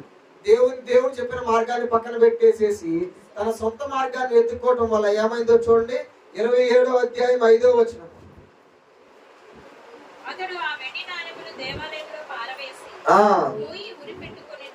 ఏమైందండి? గురి పెట్టుకున్నాడు. దేవుడు చూపిస్తున్న మార్గము ఆయనకు నచ్చలా. అవునా కాదా? నువ్వు బంగారం సంపాదించుకోవద్దు, వెండి సంపాదించుకోవద్దు, ధనం సంపాదించుకోవద్దు అంటే నచ్చలా. నచ్చిందా? యేసు ప్రభు వారితోనే ఉంటున్నాడు, ఆయన శిష్యుల్లో ఒకడని అందరితో అనిపించుకుంటున్నాడు, కానీ ఆయన యొక్క మార్గం నచ్చలేదు ఇస్కరియోతు యోధకు. అందుకని ఏం చేశాడు? తన సొంత మార్గాన్ని వెతుక్కొని చివరికి ఏమయ్యాడు? ఉరి పెట్టుకొని చనిపోయాడు. మనం కూడా ఆ విధంగా ఉండకూడదు. మనం ఏ విధంగా ఉండాలంటే దేవుని యొక్క మార్గంలో నడిచే వారిలాగా ఉండాలి. మిగతా 11 మందిని మనం చూసుకున్నట్లయితే వారు దేవుని మాటలు విన్నారు, ఆయన చూపించిన మార్గాన్ని వారు నడిచారు, మిగతా వారందరినీ నడిపించారు. అందుకని ఈ రోజు భూమి నలుమూలల సువార్త వినపడుతుందంటే కేవలం వారి వల్లనే. మనం కూడా ప్రతి ఒక్కరికి సువార్తను వినిపించాలండి. దేవుడు ఏ మార్గాన్ని అయితే, యేసుక్రీస్తు వారు ఏ మార్గాన్ని అయితే చూపించారో ఆ మార్గంలో ప్రతి ఒక్కరిని మనం కూడా నడిపించాలి. మన సొంత మార్గాల్ని మనము చూసుకోకూడదు. ఆ యొక్క శిష్యుల్ని మనం జ్ఞాపకం చేసుకోవాలి. ఆ 12వ వారిని మనం జ్ఞాపకం చేసుకోకూడదు. ఆ విధంగా ఉండాలని మనం ఎప్పుడు కోరుకోకూడదు, ఆశించకూడదు. మిగిలిన వారిని మనము ఆదర్శంగా తీసుకోవాలి. ఇదిగో నేను కూడా దేవుని యొక్క మార్గంలో నడుస్తాను, మిగతా వాళ్ళని కూడా నడిపిస్తాను అని మనం ఒక నిర్ణయాన్ని మనము చేసుకోవాలి. ఇంకా బైబిల్లో ఎంతో మంది దేవుడు చూపించిన మార్గాన్ని, అబ్రహాం గారు చూసినట్లయితే దేవుడు ఒక మార్గం చెప్పలేదండి. నేను ఎక్కడ నడిపిస్తాను అక్కడగా అన్నారు, అంతే. ఇదో ఫలానా దేశానికి వెళ్ళని దేవుడు చెప్పాడా? చెప్పలేదు. దేవుడు ఏ మార్గాన్ని అయితే చూపించాడు, గుడ్డిగా నమ్మాడు, వెళ్ళాడు, ఆశీర్వదింపబడ్డాడా లేదా? ఆశీర్వదింపబడ్డాడు. అబ్రహాం గారు ఏ దేశానికి వెళ్ళా గానీ ఆయన ఒక మహారాజులాగా బతికాడంట అక్కడ. అవునా కాదా? ఒక మహారాజులాగా బతికాడంట. ఎందుకు? దేవుడు చూపించిన మార్గంలో నడవటం వలన. మనం అయితే దేవుడు చూపించిన మార్గంలో వెళ్తే మనం సంపాదించుకోలేమే అని మనం ఏం చేస్తాము? ఆ ఇస్కరియోతు యోధ అలాగా వేరే మార్గాలు చూపించుకుంటాం. దానివల్ల మనం పోయి మనమే తవ్వుకున్నట్లయింది. అట్లా మనము ఉండకూడదండి. అలానే అబ్రహాం గారు ఆయన ఒక్కడే ఆశీర్వాదం పొందల, ఆయన సమస్త జనానికి ఆశీర్వాదకరంగా కూడా ఉన్నారు. మనం చూసుకున్నట్లయితే ఈనాడు ఇశ్రాయేలీలు ఎంత టెక్నాలజీని, ఎంత ప్రపంచ దేశాలకు వారి యొక్క టెక్నాలజీనే వాడుతుంది ప్రతి ఒక్క దాంట్లో. అంటే దేవుడు చెప్పిన మాటలో నీవు అనేక జనమునకు ఆశీర్వాదకరంగా ఉంటావని చెప్పారు. ఆ విధంగా ఇప్పుడు కూడా ఆశీర్వాదకరంగా ఉన్నారు వారు. దేవుని నమ్మి ఆయన చూపించిన మార్గంలోనికి వెళ్ళగలిగితే ఎలా ఉంటాం? మనము ఆశీర్వాదకరముగా ఉంటామండి. అందుకని ఈ రోజు నుంచి మనం ఏం చేయాలి? దేవుడు ఏ మార్గాన్ని అయితే మనకు చూపించాడో ఆ యొక్క మార్గంలో మనము నడవాలి.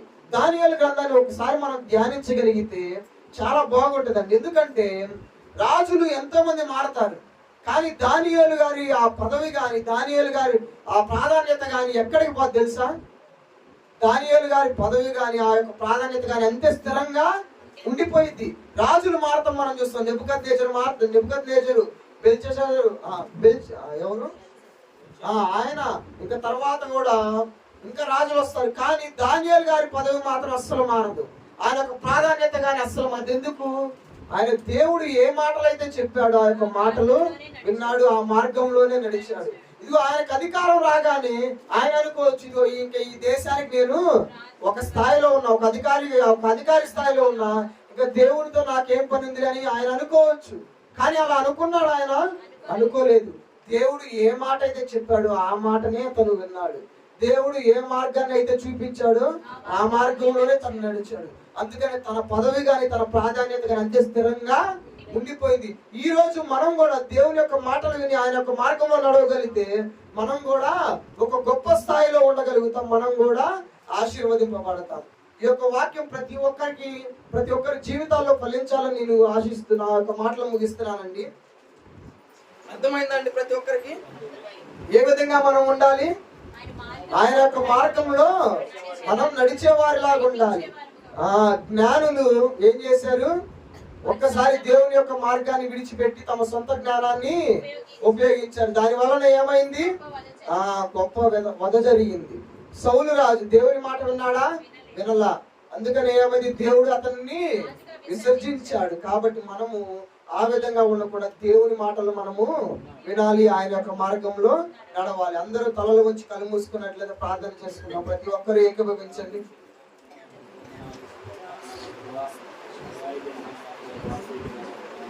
పరిశుద్ధుడా ప్రేమ తండ్రి, నీకు వేలాది వందనాలు ప్రభువా.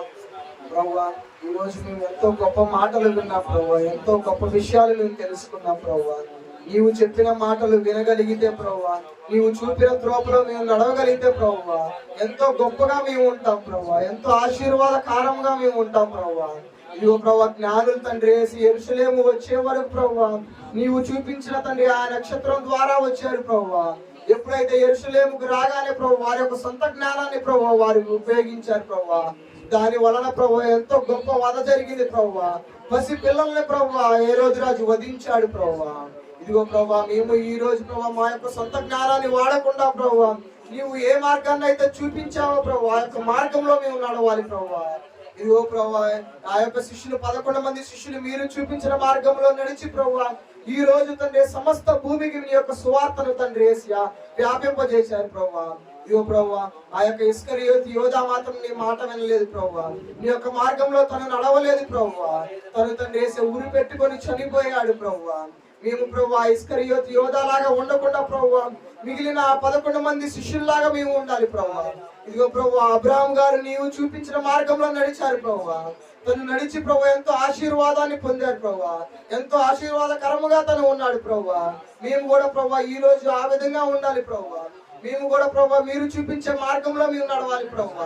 ఎక్కడ మా సొంత మార్గాలు వెతుక్కోకుండా ప్రభు, ఎక్కడ మా సొంత జ్ఞానాన్ని ఉపయోగించకుండా ప్రభు, కేవలం నువ్వు చూపించిన మార్గంలో ప్రభు నీవు చెప్పిన మార్గంలో మేము నడిచే వారిలాగా ఉండాలని ప్రభు మేము ఈ రోజు నుంచి ఆశిస్తున్నాం ప్రభు. మీరు కూడా తండ్రి యేసయ్యా మాకు ముందుగా ఉండి మార్గాన్ని తండ్రి యేసయ్యా సరళము చేయండి ప్రభు, మాకు మార్గాన్ని చూపించండి ప్రభు. విన్న వాక్యం ప్రతి ఒక్కరి జీవితాల్లో ప్రభు ఫలించాలని ప్రభు, ఫలింపజేయాలని కోరుకుంటూ ప్రభు ఈ యొక్క తండ్రి యేసు ప్రార్థన ప్రభు నజరేయుడైన యేసుక్రీస్తు నామములో అడిగి వేడుకొని ప్రార్థిస్తున్నాం తండ్రి, ఆమేన్.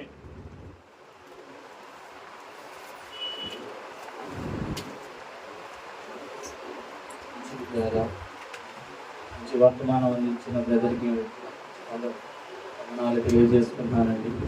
మన మార్గాలు ఏ విధంగా ఉండాలండి? దేవుని వైపే చూసేవారు, దేవుని మార్గంలోనే నడిచేవారిగా ఉండాలి.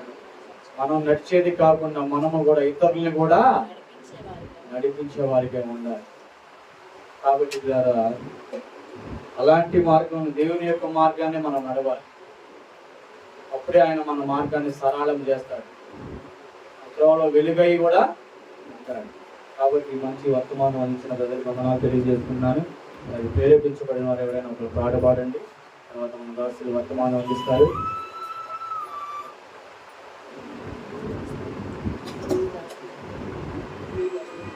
పాడొచ్చేసి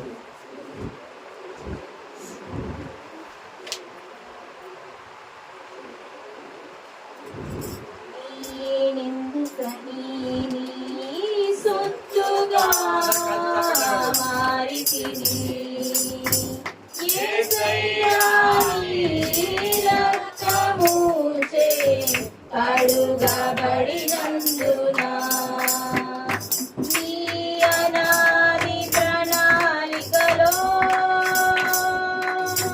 హర్షించెను నా హృదయ సీమా. నీ అనాది ప్రణాళికలో హర్షించెను నా హృదయ సీమా. ఎందుకని సొత్తుగా మారితిని, నీ పరిచర్యను తుదముట్టించుటేనా నియమమాయెనే. నీ కోరి నీ స్నేహితుడానైతివే. నీ పరిచర్యను తుదముట్టించుటే నా నియమమాయెనే. నీ సన్నిధిలో నీ పొందుకోరి నీ స్నేహితుడానైతివే. ఆహా నా ధన్యత, ఓహో నా భాగ్యము, ఏమని వివరించును, ఏమని వివరించును. ఆహా నా ధన్యత, ఓహో నా భాగ్యము, ఏమని వివరించును, ఏమని వివరించును.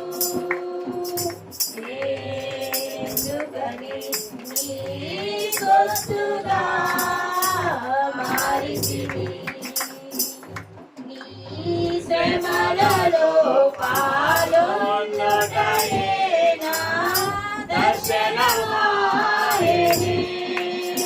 నా తనువందున శ్రమలు సహించి నీ వారసుడానైతిని.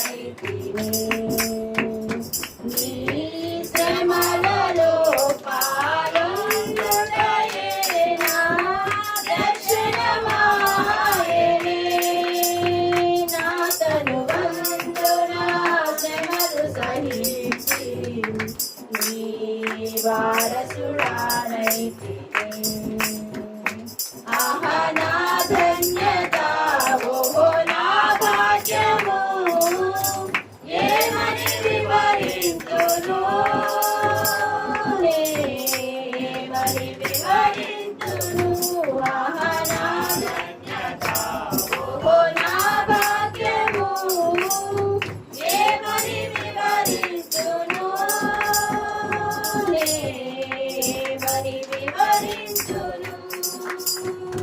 నేనెందుకని నీ సొత్తుగా మారితివి.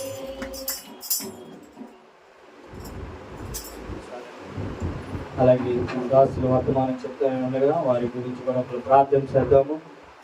వారితో కూడా అందరూ కలిసి ఏకీభవించి ప్రార్థన చేద్దాం. ప్రేరేపించడం ఎవరైనా సరే దాసులు వర్తమానం చెప్పనై ఉండగా ఆ బిడ్డ నుంచి దేవుడు ఆత్మ పని చేయలాగినా, అలాగే దేవుని ఆత్మ సంచరించలాగినా మనందరం కలిసి ప్రార్థన చేద్దాం. అందరూ ఏకీభవించండి. క్షేమకరమైన ప్రయాణాన్ని దయచేసి మన మధ్య నడిపించిన విధానాన్ని బట్టి అవును నా ప్రభువా, ప్రతి ఒక్కరు నోరు చేసి ప్రార్థన చేయాలి.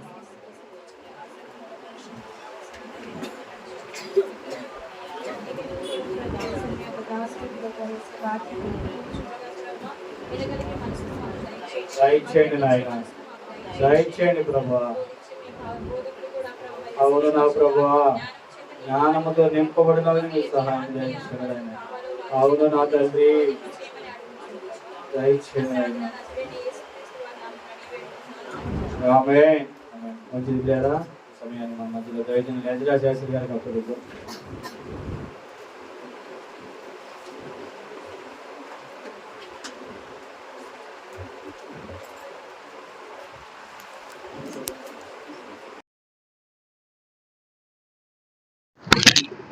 దేవుని నామానికి మహిమ కలుగును గాక.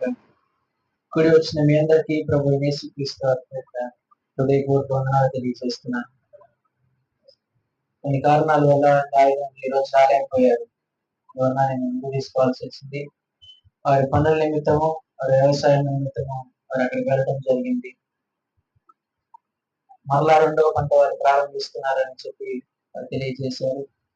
వారి కోసము, వారి పంట కోసము మనం ప్రార్థన చేసేటువంటి వారంగా, వారు చేస్తున్న వ్యవసాయం బట్టి వారి విషయమే మనం ప్రార్థన చేసే వారంగా సన్నిధిలో మనం ఉండాలి. ఇంతవరకు దేవుని పాటలు ఏందో దేవుని మహిమ పరిచయం, దేవుని మాటల్ని కొద్ది నిమిషాలు మనం తెలుసుకొని ఉన్నాం. మరలా తిరిగి కొద్ది నిమిషాలను దేవుడు మనల్ని ఆయన వాక్యం చదువుకోవడానికి, ధ్యానించుకోవడానికి ఒక అవకాశాన్ని మనకు దేవుడు ఇచ్చాడు. దానిని బట్టి కొద్ది నిమిషాలు శ్రద్ధగా మనము దేవుని వాక్యం మీద శ్రద్ధ ఉంచి వినగలిగేటువంటి వారముగా మన చెవులను వాక్యం మీద మాత్రమే ఉంచి మన మనస్సును, మన హృదయాన్ని, మన ధ్యాసని సమస్తము ఎక్కడ ఉంచాలి? దేవుని యొక్క వాక్యం మీద ఉంచేటువంటి వారంగా చిన్న ప్రార్థన చేసుకుని వాక్యంలోకి మనం వెళ్దాం. తల వంచి కళ్ళు మూసుకున్నట్లయితే ప్రార్థన చేసుకుందాం. ప్రేమ కలిగిన మా దేవ, కృప కలిగిన మా తండ్రి, స్తోత్రం ప్రభా. ఇంతవరకు నీ సన్నిధిలో నీ బిడ్డని క్షేమంగా మీరు చేర్చి నేను స్తుతించి నేను గణపరిచి ఆరాధించుకుంటున్నాను. ఇంతవరకు మీరు ఇచ్చిన అవకాశం బట్టి నీకే వందనాలు, స్తుతులు, స్తోత్రం ప్రభా. ఈ సమయంలో తిరిగి కొద్ది మాటలను మేము ధ్యానించుకోవడానికి మీరు ఇచ్చిన గొప్ప అవకాశం బట్టి నీకే వందనాలు, స్తోత్రం ప్రభా. ఇటు అవకాశం జాగ్రత్తగా వినియోగించుకునేటువంటి బిడ్డలుగా మమ్మల్ని చేసుకున్నాం. కలిగిన హృదయాన్ని బిడ్డలకు మీరు దయచేయండి. శ్రద్ధగా ప్రభా తండ్రి మనసు పెట్టి హృదయంలో ఈ యొక్క వాక్యమును భద్రపరచుకోవడానికి శ్రద్ధ కలిగినటువంటి బిడ్డలుగా మీరు చేసుకోగలుగుతున్నాం. వారు ఇక్కడ కూర్చొని వింటుండగా వారి చెవులు మాత్రమే పని చేయలేకుండా మీరు సహాయం దయచేయండి ప్రభా. నేను మాట్లాడుతుండగా నన్ను మీ శిలువ చాట్ల మరుగుపరచుకోండి, క్షేమాన్ని దయచేయండి. మీ నోటి బూరగా వాడుకొని కావాల్సిన జీవాహారమును మీరు అందించండి. పరలోకపు అనుభవాలను మీరు తెలియచేయండి. తెలియని మర్మాలను మీరు నాకు బయలుపరచమని ప్రార్థించుకుంటున్నాను. నీ సన్నిధి, నీ కాపుదల, క్షేమము మాతో ఉంచి ఈ యొక్క ఆరాధన ముగించుకునేంత వరకు నీ సన్నిధి కాంతి మా పైన తోడుగా ఉంచి నడిపించమని ప్రార్థించుకోవచ్చు. నజరేయుడైన జీవం కలిగిన యేసయ్య పరిశుద్ధ నామములో ప్రార్థించుకొని అడిగిపెట్టుకుంటున్నాము తండ్రి, ఆమేన్. ముందుగా నిన్నటి దినాన మీరందరూ ప్రయాసపడి అక్కడ వచ్చినందుకు ప్రత్యేకమైనటువంటి హృదయపూర్వక వందనాలు మీ అందరికీ తెలియజేసుకుంటున్నాను. చాలా థ్యాంక్స్ అందరికి కూడా. దేవుని వాక్యంలోకి మనం వెళ్దాము. విలాప వాక్యములు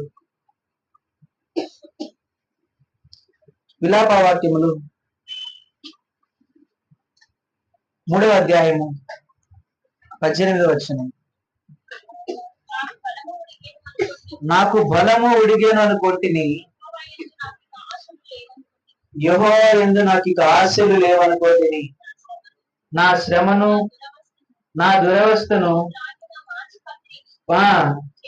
చేదును చేసుకును. చాలా చూడండి, నాకు బలము ఉడిగేను అనుకుంటుని. నాకు బలం ఏమైంది అంటున్నాడు అనుకుంటున్నా. ఉడికిపోలా, ఉడకటం కాదండి. ఏంది? ఉడకటం కాదు. బలం ఉడకదు, అన్నం కూరలు ఉడుకుతాయి. బలము ఉడిగేను అనుకుంటుని. ఈరోజు మనమందరం కూడా అనుకునేటువంటి ఉద్దేశాలు, మనం అనుకునేటువంటి మాటలు ఏంటంటే, నాలో బలము తగ్గిపోయింది, నేను బలహీనుడని అయిపోయాను, బలహీనురాలుగా నేను ఉంటున్నాను. ఒకప్పుడు నా స్థితిని నేను చూసుకున్నట్లయితే బహుబలవంతుడిని, ఎంతమందినైనా ఎదిరించగలిగినటువంటి వాడిని, ఎంతమందికైనా సమాధానము చెప్పగలిగినటువంటి దానిని కదా. ఒకప్పుడు నన్ను మించేటువంటి వారు ఎవరు లేరు, కానీ ఇప్పుడు నన్ను నేను తగ్గించుకొని నన్ను నేను మార్చుకున్నాను అనేటువంటి వారు ఎందరు లేరు ఈ రోజున. నువ్వు ఎందు నిమిత్తం మారావు, ఎవరి కోసం మారావు, ఎవరి కోసం నువ్వు కాముగా ఉంటున్నావు అని అడిగితే వారు చెప్పేది ఎందుకు తెలుసా? నేను బాప్తీసం తీసుకున్నాడు, రక్షింపబడ్డాను కనుక దేవుని కోసము నేను సైలెంట్ గా ఉంటున్నాను అంటారు. మరికొందరు చెప్పేటువంటి విషయాలు ఎందుకు తెలుసా? నా కుటుంబంలో నా తల్లిదండ్రులకి వారికి ఎటువంటి మత్స రాకూడదని చెప్పి నేను కాముగా ఉంటున్నాను. నేను యవన వయసులో ఉన్నప్పుడు నేను తెలుసుకున్నటువంటి సమయంలో బహు విచ్చలవిడిగా నేను రౌడీయిజం చేశాను. కానీ నాకు ఊహ వచ్చిన తర్వాత, నాకు లోక జ్ఞానం తెలిసిన తర్వాత, ఈ యొక్క అనుభవాలన్నిటిని ఎదిరించిన తర్వాత నాకేమర్థమైందంటే వీటి వల్ల ఏమి ఉపయోగము లేదు, నన్ను నేను ఒదిగి ఉండటమే మంచిది అని చెప్పేటువంటి వారే ఉంటారు. ఈరోజు నువ్వు నేను ఎన్నిసార్లు అనుకున్నాము, నా పని అయిపోయింది, నాలో బలం అయిపోయింది, నాలో శక్తి అయిపోయింది, ఇదిగో నేను వృద్ధాప్యంలోకి వెళ్ళిపోతున్నాను, ముసలితనంలోకి నేను వెళ్ళిపోతున్నాను. కొంతమందికి జన్మదినం జరుపుకోవడానికి సంతోషంగా జరుపుకుంటారు, మరి కొంతమందికి జన్మదినం జరుపుకోవటము ఇబ్బందిగా, కష్టంగా జరుపుకుంటారు. ఎందుకో తెలుసా? వయసు పెరిగిపోతుంది, ముసలితనంలోకి వెళ్ళిపోతున్నాను. 49 ఉన్నాయి ఇప్పుడు దాకా, 50 అనగా అమ్మో 50 అంటారు. 49 ఉన్నంత కాలం బాగానే ఉంది, 40లో ఉన్నాం కాబట్టి. ఒక్కసారికి 50లోకి వెళ్ళగానే ఏమైంది? 50 అంటారనేటువంటి భయంతో ఆ జన్మదినాలు జరుపుకోవడానికి కూడా చాలా మంది భయపడతారు, వారి వయసు చెప్పుకోవడానికి కూడా ఇబ్బంది పడతారు. ఆ విధమైనటువంటి మనుషులకి భయాలు ఈ రోజున మనుషులు నా జీవితం అయిపోయింది, నాకు అంతము, ఇక ఇదే నా అంతము అని చెప్పి అనుకుంటారు.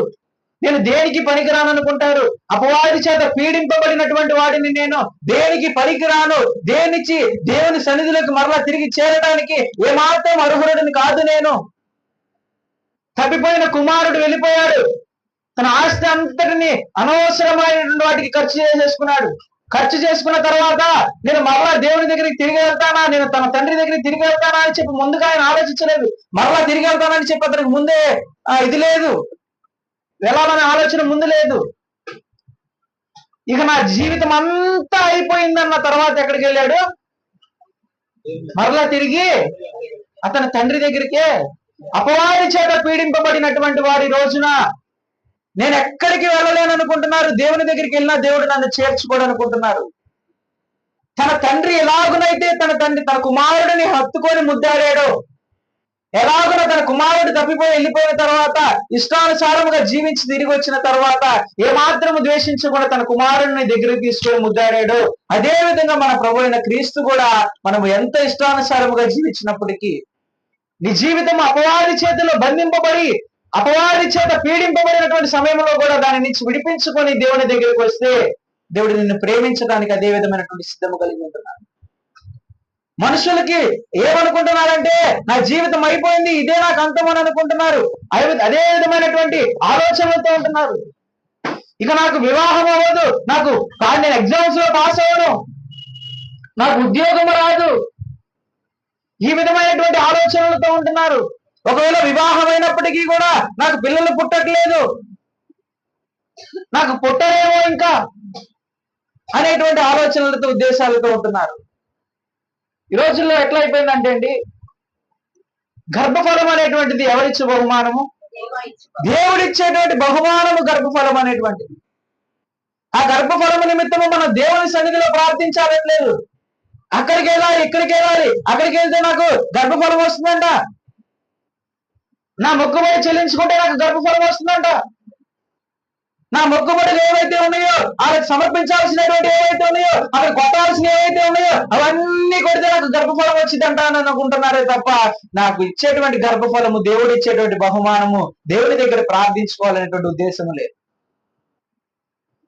ఈరోజు ఎందరో గర్భఫలము లేక బిడ్డలు లేక బాధపడుతున్నటువంటి వారు అందరూ ఉన్నారు. మరికొందరు బిడ్డలు కన్నా తర్వాత ఎందుకు కన్నారా అని చెప్పి ఇబ్బంది పడుతున్నటువంటి వారు ఉన్నారు. గర్భఫలము లేని వారిని అడగండి, పిల్లల విలువ తెలుస్తుంది. అవునా కాదా? వారిని అడగండి, తెలుస్తుంది.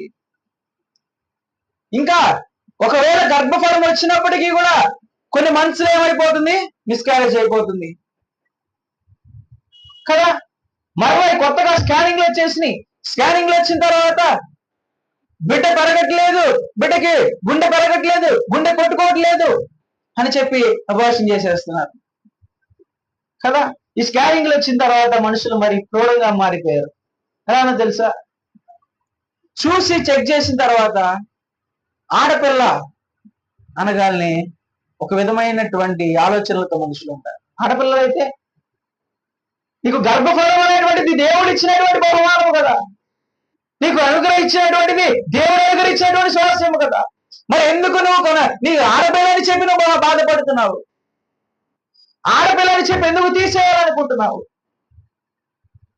ఆడపిల్ల అయితే తీసుకోకూడదా? దేవుడు ఇచ్చినటువంటి బహుమానముని చక్కగా స్వీకరించాలి. నువ్వు ఏదేమైనా కానీ దేవుడు నీ మంచి కోసమే. ఈ రోజుల్లో ఆడపిల్ల అనగానే ఒక విధమైనటువంటి ఆలోచనలతో ఉంటారు తల్లిదండ్రులు, ఒక విధమైనటువంటి ప్రేమను తగ్గించుకుంటారు ఆడపిల్ల మీద. అది అవునా కాదా చెప్పండి? ఒకవేళ కాదంట అడ్డం కూపుతున్నారు తల్లు.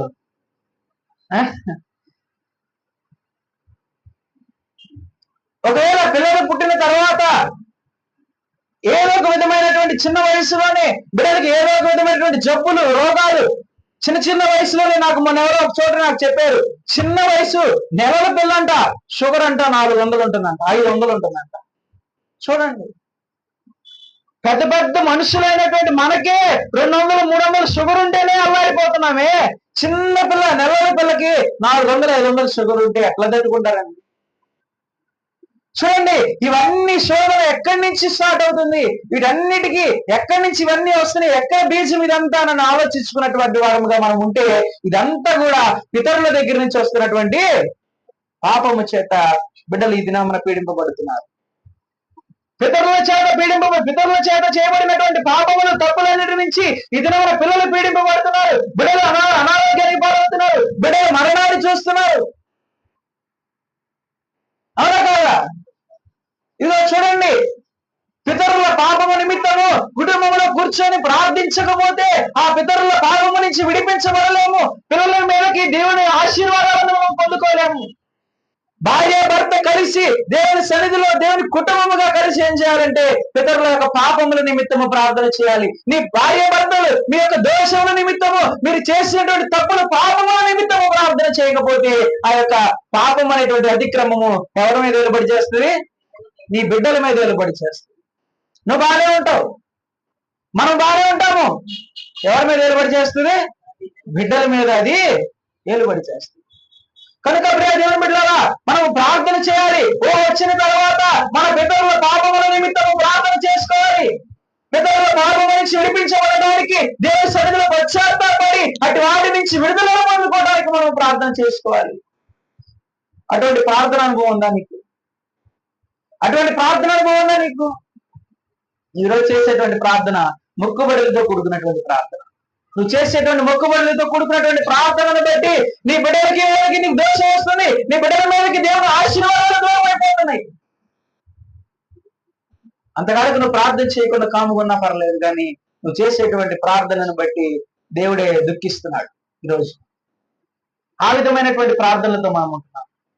మనం పితరుల నిమిత్తము, వారు చేసిన అతిక్రమముల నిమిత్తము వాటిని మనం దేవుని సన్నిధిలో పశ్చాత్తాపడి ప్రార్థించినప్పుడు దేవుని యొక్క దీవెనలు, ఆశీర్వాదాలు మన కుటుంబం మీద, మన బిడ్డల మీద, మనం చేస్తున్నటువంటి ఉద్యోగాల మీద మెండుగా ఉండి దేవుడు మనల్ని కృపతో నడిపిస్తాడు. మీరు కుటుంబంతో కలిసి ప్రార్థన చేస్తున్నావా? కుటుంబ ప్రార్థన ఉంటుందా? కుటుంబంలో భార్య భర్త బిడ్డలు ఎంతమంది ఉంటే అంతమందిని కూర్చోబెట్టిన ప్రార్థన చేస్తున్నావా? మాకు నేర్పించింది తాతయ్య, కుటుంబంలో కలిసి కూర్చొని ప్రార్థన చేయాలి. ఒకసారి డాడీ రావడం లేట్ అవుతుంది. డాడీ వచ్చాడో మనం ప్రార్థనలో కూర్చున్నాము, వచ్చి మధ్యలోనే కలుస్తాడు.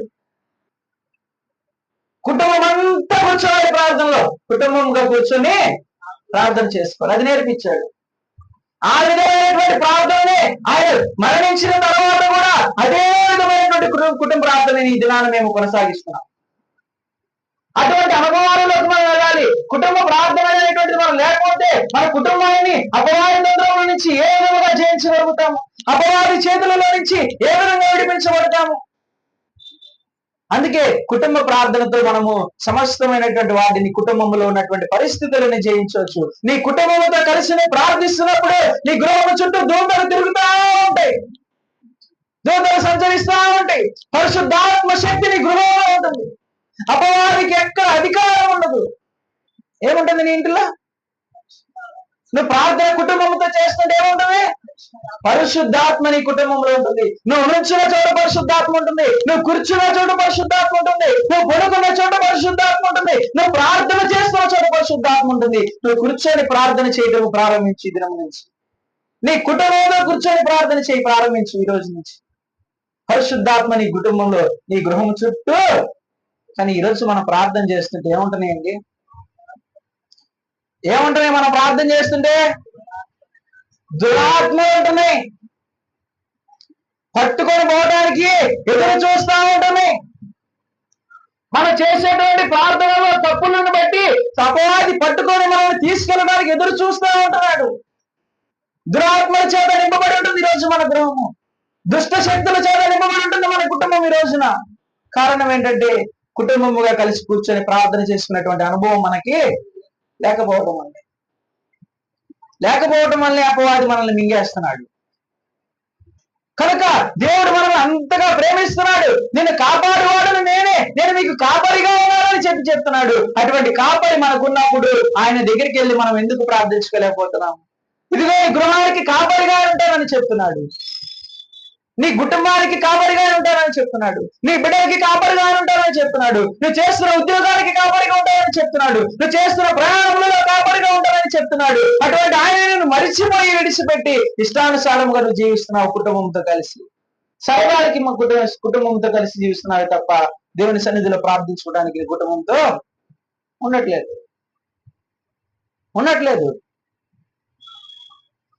ఏ విధంగా అయిపోతుందంటే క్రైస్తవులు అనేటువంటి వారు అపవాది చేతిలోకి ఒకసారిగా పడిపోరండి, పాపంలో ఒక్కసారిగా పడిపోరు. మొదటగా భక్తిహీనతలోకి వెళ్ళిపోతారు. ఎలా అంటే తెలుసా, భక్తి ఉంటుంది కానీ ఆ భక్తి హీన స్థితిలో ఉంటుంది. ఎలా ఉంటుంది? హీన స్థితిలో ఉంటుంది భక్తి చేస్తాం మానే, కానీ ఆ భక్తిలో సారం ఉండదు, ఆ భక్తిలో దేవుడు ఉండడు, ఆ భక్తిలో దేవుని పాటలు ఉండవు, దేవుని వాక్యం ఉండదు, దేవుని ప్రార్థన ఉండదు. కానీ మనం ఎవరు భక్తి పరులు, అవునా కాదా? కానీ మనము భక్తి పరులు, కానీ ఆ భక్తిలో ఏముండదు, దేవుని గురించినటువంటి ఏ విషయము కూడా ఉండదు. చూడండి, భక్తిహీనతలోకి వెళ్ళిపోతాము, మనుషుడు చెడిపోతాడు. ఏమనుకుంటామంటే ఒక్క అబద్ధమే కదా, ఒక్క పాపమే కదా, ఒక్క తప్పే కదా, ఒక్కసారి చేద్దాంలే అనుకుంటాము. ఒక్క అబద్ధమే కదా, ఒక్కసారి చెబుదాంలే అనుకుంటాము. ఒక్క నిన్నే కదా, ఒకసారి మోపుదాంలే అనుకుంటాము. చూడండి, అపవాది మనల్ని మింగడానికి సమయం చూసుకుంటా ఉంటాడు. మనము చేసేటువంటి అతిక్రమములు, తప్పులను బట్టి, పాపములను బట్టి మింగడానికి సిద్ధపడి ఉన్నాడు. మనం ఎప్పుడైతే ఆయనకి అధికారం ఇస్తామో మనల్ని మింగేయడానికి చూస్తూ ఉంటాడు. ఈరోజు అపవాది నన్ను మింగటానికి ముందుగా మనం ఏం చేయాలంటే, అది మింగకుండా ఉండడానికి మనము దేవుడితో సహవాసం చేసేటువంటి వారంగా ఉండాలి. దేవుడిని కలిగి ఉన్నటువంటి వాడు ఉంటే అపవాదికి ఏమాత్రం నీ మీద అధికారం ఉండదు, నిన్ను మింగటానికి నీకు ఏమాత్రం అధికారం ఉండదు. కారణం ఏంటంటే నువ్వు దేవుడిని కలిగి ఉన్నావు, ఆయన రక్తంలో కలుగుబడి ఉన్నావు, ఆయన బిడ్డగానే ఉన్నావు. నువ్వు నీ సొంత కాదు, విలువ పెట్టి కొనబడిన నీ దేవుని సొంత కనుక ఏం చేయదు, అపవాది నిన్ను మింగవేయదు. ఆపత్కాలంలో నాకు మొరపెట్టుకో, నేను నీకు ఉత్తరం ఇస్తానన్నాడు. మరి నువ్వు దేవుణ్ణి కలిగి ఉన్నావనేటువంటి విషయం నువ్వు గమనించి నీకు గుర్తున్నప్పుడు దేవుని కోసం నువ్వు ప్రయాసపడుతూ దేవుని సన్నిధిలో ప్రార్థించుకుంటూ ఆయనకి చేరువుగా ఆయనతో సహవాసము చేసేటువంటి వాడుగా ఉంటే ఖచ్చితంగా ఆ అపవాది నిన్ను మింగకుండా విడిపించబడ్డది. దేవుడు ఆ విధంగా సహాయం చేస్తాడు. అలా కాకుండా అది మింగుతుంటే మనకి ప్రార్థన చేసుకోవడానికి కూడా సమయాలు ఇవ్వడం, మనకి అంత్య దినాల్లో ఈ రోజు మనం చేస్తున్నాం చూసారా, ప్రార్థన చేసుకోవడానికి కూడా మనకి సమయం ఉండట్లేదు, ప్రార్థించుకోవడానికి కూడా మనకి సమయం సరిపోవట్లేదు. కారణం ఏంటో తెలుసా, మనకి పనులు, మన ఉద్యోగాలు, మన వ్యాపారాలు, మనకు అన్నిటిని బట్టి మనకి ప్రార్థనలోకి చేసుకోవడానికి సమయం లేకుండా అపవాది మనల్ని తీసుకెళ్లిపోతా ఉంటాడు. మనకి ప్రార్థించుకోవడానికి, ప్రభువా అడగడానికి కూడా మనకు అవకాశం ఇవ్వడం అపవాది మింగేటప్పుడు. కనుక మనము దేవునితో సహవాసం చేసినటువంటి వారముగా ఉంటే దేవుడే మనకి యొక్క శ్రమను ఎరిగినటువంటి దేవుడు, మన సమస్తము మనల్ని ఎరిగినటువంటి దేవుడు. ఏ ఆపత్కాలంలో మనం ఉన్నాము అని చెప్పి దేవుడు తెలుసుకొని మనల్ని విడిపించేటువంటి వాడిగా ఆయన ఉన్నాడు. కనుక దాని నిమిత్తం ఆయనతో మనం సహవాసం చేయాలి, ఆయనతో మనము స్నేహం చేసేటువంటి ఉండేటువంటి వారముగా ఉండాలి. కానీ ఈ రోజుల్లో అటువంటి స్నేహాన్ని మరిచిపోయి ఈ లోకంలో పాపం వైపు తీసుకెళ్తున్నటువంటి స్నేహాలతో మనం మునిగిపోతున్నాం. పాపంలోకి తీసుకెళ్తున్నటువంటి మనుషులనే మనం ప్రేమిస్తున్నాం, పాపంలోకి తీసుకెళ్లిపోతున్నటువంటి మనుషులు వెంబడి నడుచుకుంటూ వెళ్ళిపోతున్నాము. ఇదిగో నిన్న నేడు నిరంతరం ఏకరీతిగా ఉన్నటువంటి దేవుణ్ణి మనం మర్చిపోతున్నాము. నిన్ను నన్ను చేతుల మీద చెక్కుకున్నాడంట ఆయన. ఎక్కడ చెక్కుకున్నాడు? అది చేతుల మీద నిన్ను నన్ను చెక్కుకున్నాడు. ఎందుకు చెక్కుకున్నాడు అన్నారు అరిచేతుల మీద? చాలా సార్లు నేను చెప్పాను. ఆయన సింపుల్ గా ఈజీగా మనల్ని చూసుకోవడం కోసము నిన్ను నన్ను ఆయన అరచేతుల మీద చెప్పుకొని చూస్తున్నాడు. మన కోసం ఆయన ఆ విధమైనటువంటి ప్రయాసపడుతుంటే ఆయనను మర్చిపోయి మనుషుల కోసము మనం ప్రయాసపడుతున్నాం, మనుషుల వెంబడి నడవడానికి ప్రయాసపడుతున్నాం, పాపము మార్గంలో తీసుకెళ్తున్నాడు మనుషుల్ని మనం ప్రేమిస్తున్నామే తప్ప నిన్న నేడు నిరంతరం ఏకరీతిగా ఉన్నటువంటి మన ప్రభువుని మనము ప్రేమించట్లేదు. కాబట్టి ప్రియ దేవుని బిడ్డలారా, దేవునిని ప్రేమించేటువంటి వారముగా మనం ఉన్నప్పుడు అపవాది నుంచి విడిపించబడతాము, అపవాది బంధకాల నుంచి మనం తప్పించబడతాము. నీకు ఏదైతే ఈ దినాన భయపడుతున్నావో, నీలో బలము ఉడిగిపోయిందని చెప్పి నువ్వు భయపడుతున్నావో, నువ్వు ఏదైతే నాలో ఉన్నటువంటి శక్తి కోల్పోయాలని చెప్పి నువ్వు బాధపడుతున్నావో, అది దానిని నువ్వు తిరిగి పొందుకోవడానికి దేవుడు నీకు సహాయం చేస్తాడు. ఈరోజు మనుషులందరికీ ఉండేటువంటి భయమే మనిషిని సగం చంపేస్తుంది. అవునా కాదా? ఏమవుతుందో, ఏమైపోతానో, అవునా కదా చెప్పండి. మనుషులందరికీ భయమే సగం మనిషిని పిగినేస్తుంది, చంపేస్తుంది, మానసికంగా చంపేస్తున్నాయి. ఎందుకు భయము? నా బిడ్డలు చదువుకుంటారో లేదో అనేటువంటి భయము, నా బిడ్డలు ఉద్యోగం చేస్తారో లేదో అనేటువంటి భయము, నా బిడ్డలు ఉన్నతమైన స్థానంలో ఉండి రేపటి దినాలను చూసుకుంటారో లేదో అనేటువంటి భయము, మా బిడ్డలకి మంచి వివాహం భయము. ఎన్ని భయాలు మనుషులకి ఈ రోజున, ఎన్ని భయాలతో నిండి ఉంటున్నారు మనుషులు ఈ రోజున. నా ఆరోగ్యము, నా కుటుంబంలో ఉన్నటువంటి వారి ఆరోగ్యం ఏమైపోతుందో అనేటువంటి భయము. ఇన్ని భయాలతో మనుషుడు ఈ రోజు నిండి ఉంటున్నాడు. మనుషుడు ఇన్ని భయాలతో నిండి ఉంటున్నాడండి ఈ రోజున. లేవా ఎవరికి భయాలు? ప్రతి ఒక్కరు కూడా భయముల చేత నింపబడి, భయముల చేత బాధపడుతూ, ఈ శ్రమలన్నిటిని అనుభవిస్తూ, మెంటల్ గా స్ట్రెస్ కి వెళ్ళిపోయి వారంతా ఏం చేస్తున్నారంటే మానసికంగా కుంగిపోతున్నారండి, మానసికంగా కుంగిపోతున్నారు. అందుకే భయపడద్దు, దేవుని తోడు ఉన్నాడు. ఆపత్కాలంలో నాకు మొరపెట్టుము, నేను నీకు ఉత్తరం ఇస్తాను అన్నాడు. అటువంటి దేవుడిని మనం మర్చిపోయేటువంటి వారముగా చూడండి 20వ వచనం చదవండి. ఎడతెగక నా ఆత్మ వాటిని జ్ఞాపకము చేసుకొని నాలో కృంగి ఉన్నది. చాలు చూడండి, ఎడతెగక నా ఆత్మ వాటిని జ్ఞాపకం చేసుకొని ఏం చేస్తుందంట? జరిగిపోయిన వాటిని గురించి జ్ఞాపకం చేసుకొని. ఎంతమంది బాధపడే వాళ్ళు ఉన్నారు? నిన్న ఆయన ఒక్క తప్పు చేయకుండా ఉంటే ఈ రోజు నేను ఎంత బాగుండేవాడినా, అవునా? నిన్న దినాన నేను ఒక్క రూపాయి కోల్పోకుండా ఉంటే ఈ రోజు నాకు ఆ రూపాయి మిగిలేదు. నిన్న అనేటువంటి దానిని మర్చిపోయకుండా మనుషులు ఏం చేస్తున్నాడంటే దాని గురించే ఆలోచిస్తూ వెళ్ళిపోతున్నాడు. నిన్న సెమీ క్రిస్మస్ పెట్టుకోవడానికి ఎలా జరిగిద్ది, ఎలా చేయొచ్చు, మరి చాలా ఖర్చుతో కూడుకున్నది, చాలా భారంతో కూడుకున్నది, మరి ఎలా అవుతుంది ఇది అని చెప్పి దాని గురించి ఆలోచిస్తూ ప్రార్థిస్తూ చేస్తుంటే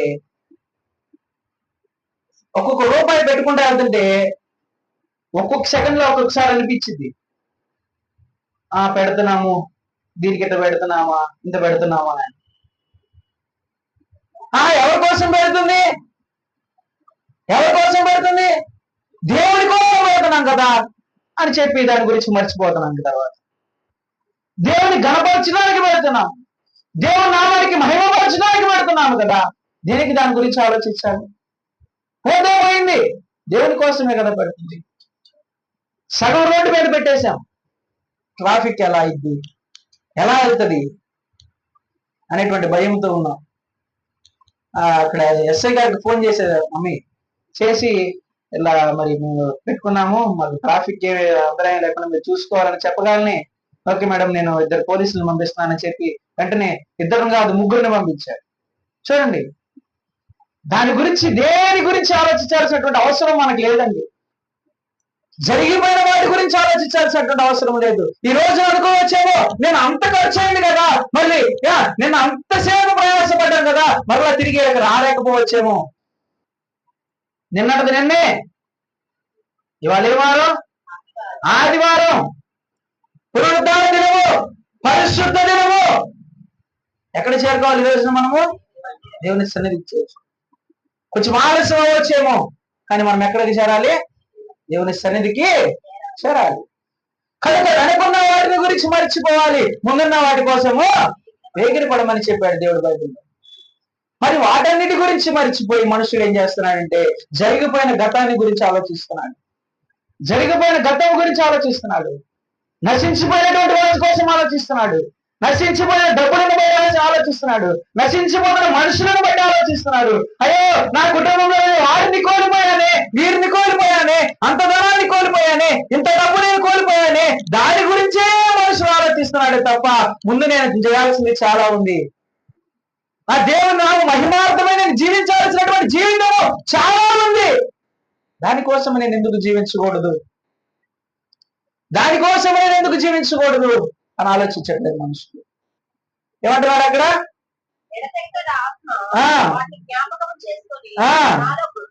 కృంగి ఉన్నది. దీన్ని జ్ఞాపకం చేసుకున్నాడు. 22వ వచనం చూడండి. యెహోవా కృపగలవాడు, ఆయన వాత్సల్యత నిలిచినది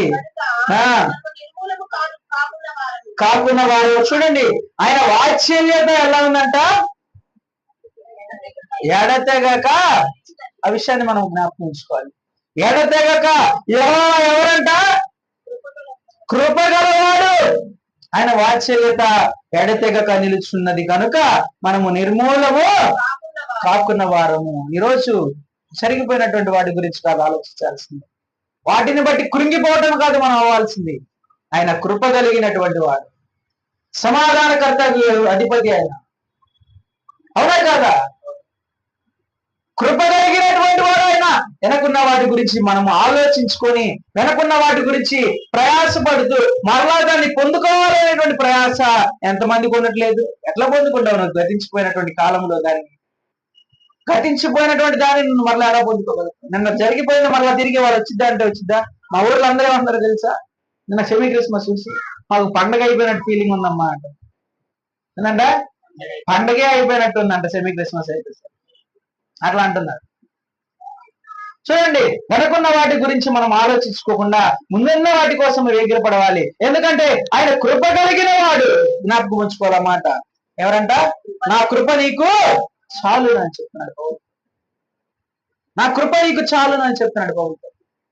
ఆయన కృప కలిగిన వాడు అనే విషయాన్ని మనము జ్ఞాపకం ఉంచుకోవాలి. దయ కలిగిన వాడు, దీర్ఘశాంతవంతుడు.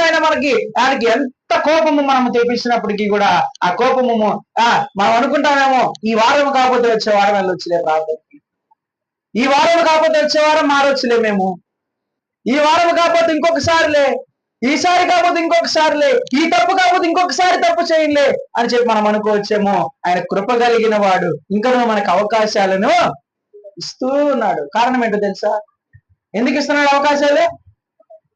కృప కలిగిన వాడు కనుక నీవు మారాలనేటువంటి ఉద్దేశంతో మనకి ఏ ఒక్కడు నశించబోవడం ఆయనకి ఇష్టం లేదు కనుక మనిషి కుమారుడు ఈ లోకంలోనికి వచ్చి ఉన్నాడు. నీ కొరకు నా కొరకు ఆయన ఈ లోకంలోకి వచ్చి ఉన్నాడు. ఆయన జన్మ దినాన్ని జ్ఞాపకం చేసుకున్నటువంటి ఈ దినాలలో మనము గుర్తుంచుకోవాల్సింది ఏంటంటే, నీ కొరకు నా కొరకు, మన అందరి కొరకు, ప్రజలందరి రక్షణ కోసం ఆయన ఈ లోకంలోకి వచ్చాడు. ప్రతి ఒక్కరు మారుమనసు అనుభవాలతో ఆయన రాజ్య వారసులుగా చేరాలంటే మొదటగా ఆయన ఎందుకు రక్షింపబడినటువంటి వారముగా మనం ఉండాలి. ఆయన ఈ లోకంలోకి రక్షింపబడటానికే మనల్ని వచ్చాడు, మనల్ని రక్షణ మార్గంలో నడిపించడానికే వచ్చాడు. ఇదిగో 99 గొర్రెలు వెళుతున్నప్పటికీ తప్పిపోతున్నటువంటి ఆ ఒక్క గొర్రె కోసమే ఎదుగుతూ వెళ్ళాడు. ఈరోజు ఆయన కూడా తప్పిపోతున్నటువంటి నీ కోసమే వచ్చాడు, నశించిపోతున్నటువంటి నీ కుటుంబం కోసమే వచ్చాడు. దేవుని ఆరాధనగా వెనకేస్తున్నావు చూసావా, నీ కోసమే దేవుడు ఈ రోజు వచ్చాడు. ఆ విషయాన్ని జ్ఞాపకం ఉంచుకోవాలి.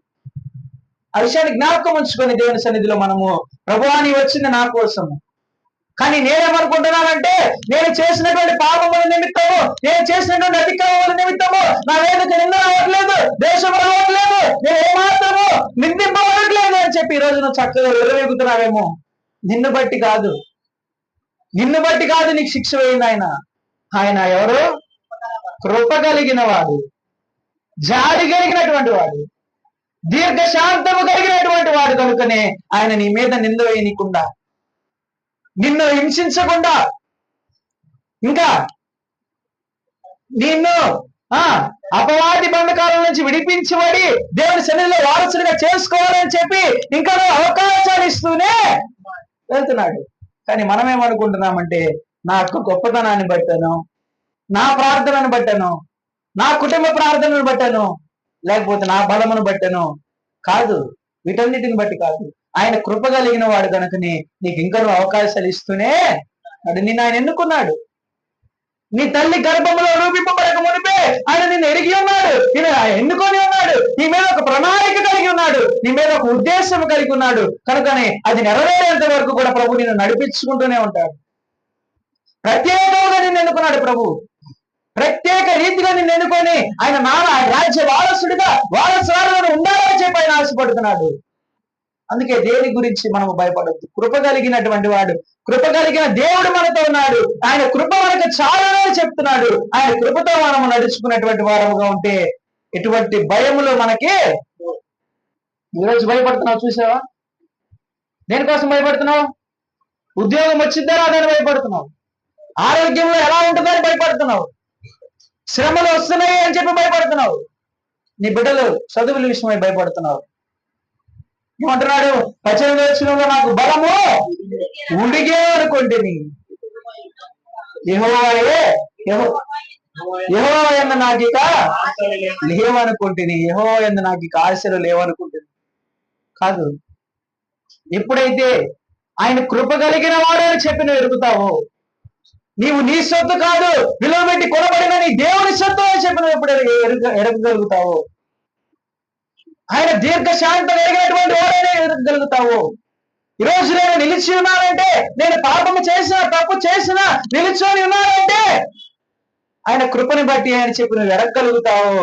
అప్పుడే నీకున్నటువంటి భయముల నుంచి విడిపించబడతావు, నీకున్నటువంటి శ్రమల నుంచి తప్పించబడతావు, నీకు కలుగుతున్నటువంటి సమస్తమైనటువంటి వ్యాధి రోగముల నుంచి తప్పించగలుగుతావు. కనుక ప్రభుకి చేరువుగా ఉండి ఆయనతో సహవాసం చేసేటువంటి వారుగా ఉందాము, ఆయన మీద ఆధారపడేటువంటి వారముగా ఉందాము, ఆయనని ప్రేమించుకునేటువంటి వారముగా ఉందాము. ఎందుకంటే ఆయన కృప కలిగినటువంటి వాడు, ఆయన కృప నీకు నాకు సమస్తానికి సరిపోతుంది అని చెప్పి బైబిల్లో చెప్తున్నాడు. ఆయన కృప మనకు చాలు. ఆ కృపను బట్టి ఆయన కృపను పొందుకోవడానికి ఎటువంటి భయం లేకుండా, సందేహాలు లేకుండా ప్రార్థించుకున్నటువంటి వారుగా ప్రార్థన చేస్తున్నాం.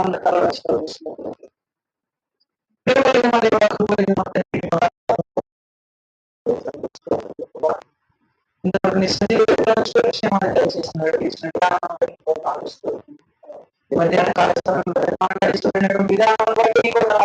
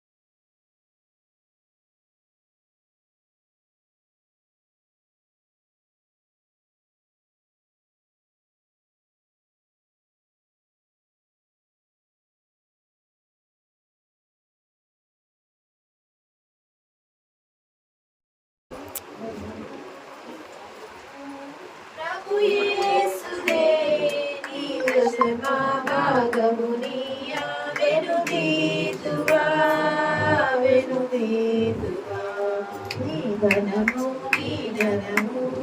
ప్రభు యేసుదే నీ దశమా భాగమునియా వెనుదీతువా వెనుదీతువా ధనలోన ధనధాన్యములనీయగా కరుణించి కాపాడి రక్షింపగా ధనలోన ధనధాన్యములనీయగా కరుణించి కాపాడి రక్షింపగా పరలోకనాథుడు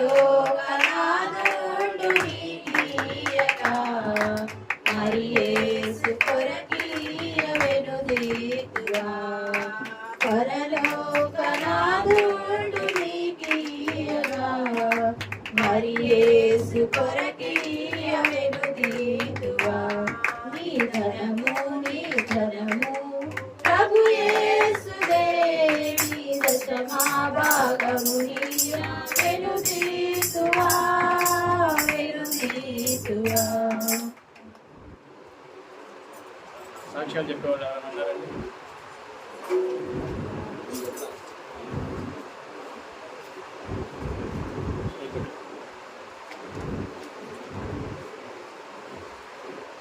సంఘ కాపరికి అలానే సంఘస్థులందరికీ వందనాలండి. ఈరోజు నేను చెప్పబోయే సాక్ష్యం ఏమిటంటే మా పొలం గురించి. ఆ పొలం అనేది ఎన్నో సంవత్సరాలుగా ఆ భూమి కోసం పోరాడుతున్నాము. పోరాడి మేము అసలు ఎన్నో ఎదుర్కొన్నాము. చెప్పాలంటే ఆ పొలము మాకు దేవుడిచ్చిన ఒక బహుమానం. మీకు గుర్తుందో లేదో, పోయిన సంవత్సరం సెమీ క్రిస్మస్ టైంలో కూడా సెమీ క్రిస్మస్ ఆరాధన ముగించుకొని అప్పటికప్పుడే మేము బయలుదేరి మా ఊరిలో దగ్గర ఒక 170 కిలోమీటర్ల అర్ధరాత్రి మేము ప్రయాణం చేసాం. ఎందుకంటే ఆ పొలం కోసం మేము తెల్లవారుజామున కలెక్టర్ ఆఫీస్కి అటెండ్ అవ్వాలి. అంత భయంకరమైన చలిలో ఆటోలోనే మేము ప్రయాణం చేసాము.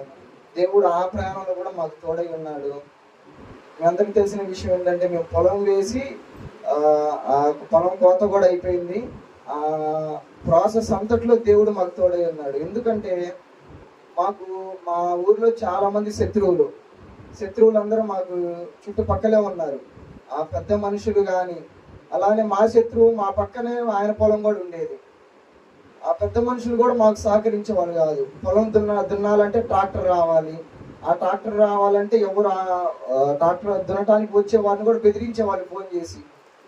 మా శత్రువు అయితే ఏం చేసేవాడంటే, ఎవరైతే దున్నటానికి వస్తున్నారో ముందు రోజు ఆ వ్యక్తి ఫోన్ నెంబర్ తీసుకొని, నువ్వు దున్నటానికి వెళ్తే నీ ట్రాక్టర్ నేను తగలబెడతానికి బెదిరించిన సందర్భాలు కూడా ఉన్నాయి. దానివల్ల కొత్త వ్యక్తులు ఎవరు వచ్చేవాళ్ళు కాదు. ఆ ఊర్లో వాళ్ళు దున్నటానికి ముందుకు వస్తే పెద్ద మనుషులేమో వెళ్ళొద్దని వాళ్ళని బెదిరించేవాళ్ళు. ఆ విధంగా ఎన్నో బాధలు పడ్డాం, ఎన్నో ఆటంకాలను మేము ఎదుర్కొన్నాము. కానీ దేవుడి దయ వల్ల ఒక వ్యక్తి వచ్చి మా మామయ్య గారే దున్నటానికి మాకు సహకరించారు. ధైర్యం చెప్పి, వాళ్ళందరినీ మనల్ని ఏం చేస్తారా, వెళ్ళి మనం దున్నామని ఆ యొక్క మామయ్య ధైర్యం చెప్పాడు. అయితే మేము ముందుగా చేసే విషయం ఏంటంటే, ఏ విషయంలోనైనా ఎవరికి చెప్పుకోం కానీ ముందు దేవునికే చెప్పుకుంటాం. మా కుటుంబంగా మేము నలుగురమే ఇదిగో ఇట్లా జరుగుతుంది నా పొలం విషయంలో అని డాడీ చెప్తూ ఉంటాడు. మేము అనేవాళ్ళం, మనకి మనుషులు ఎవరో సహాయం చేయాల్సిన అవసరం లేదు డాడీ, మనకి దేవుడే సహాయం చేస్తాడు. దేవుడు సహాయం చేయాలనుకుంటే ఏ విధంగా అయినా చేస్తాడని మేము ఒకరినొకరు ధైర్యపరుచుకొని మేము ప్రార్థన చేసుకునే వాళ్ళం. ఈ ఒక్క విషయంలోనే కాదు, అన్నిటి విషయంలో. అంతకుముందు దైవజనులు ఉంటే ప్రతిదీ మేము దైవజనులను అడిగేవాళ్ళం. కానీ ఇప్పుడు మాకైతే సలహాలు ఇవ్వటానికి కానీ ధైర్యం చెప్పడానికి కానీ ఎవరు లేరు. ఇంకా మా కుటుంబం మేమే ధైర్యం చెప్పుకునే వాళ్ళం, మేమే ప్రార్థన చేసుకునే వాళ్ళం. దేవా, ఇదిగో మేము రేపు దున్నబోతున్నాము, ఎటువంటి ఆటంకం మాకు రాకూడదు, ఆ శత్రువు రాకూడదని మేము ప్రార్థన చేసుకుని ఆ యొక్క భూమిలోకి వెళ్ళే వాళ్ళం. అయితే దేవుడు మా ప్రార్థనలు విని దున్నటానికి కానీ పంట వేయటానికి కానీ అవి మొలిచి పెద్ద విత్తనాలుగా వాటిని మేము కోత కోసే వరకు దేవుడు మాకు తోడుగా ఉన్నాడు. అలానే మాకు పంట వేయడం, డాడీకి వ్యవసాయం తెలుసు కానీ అంతకుముందు ఎప్పుడో వేసేవారు, ఇప్పుడు అంత అవగాహన లేదు డాడీకి. దేవుడు మాకు ఒక వ్యక్తిని ఏర్పరిచాడండి.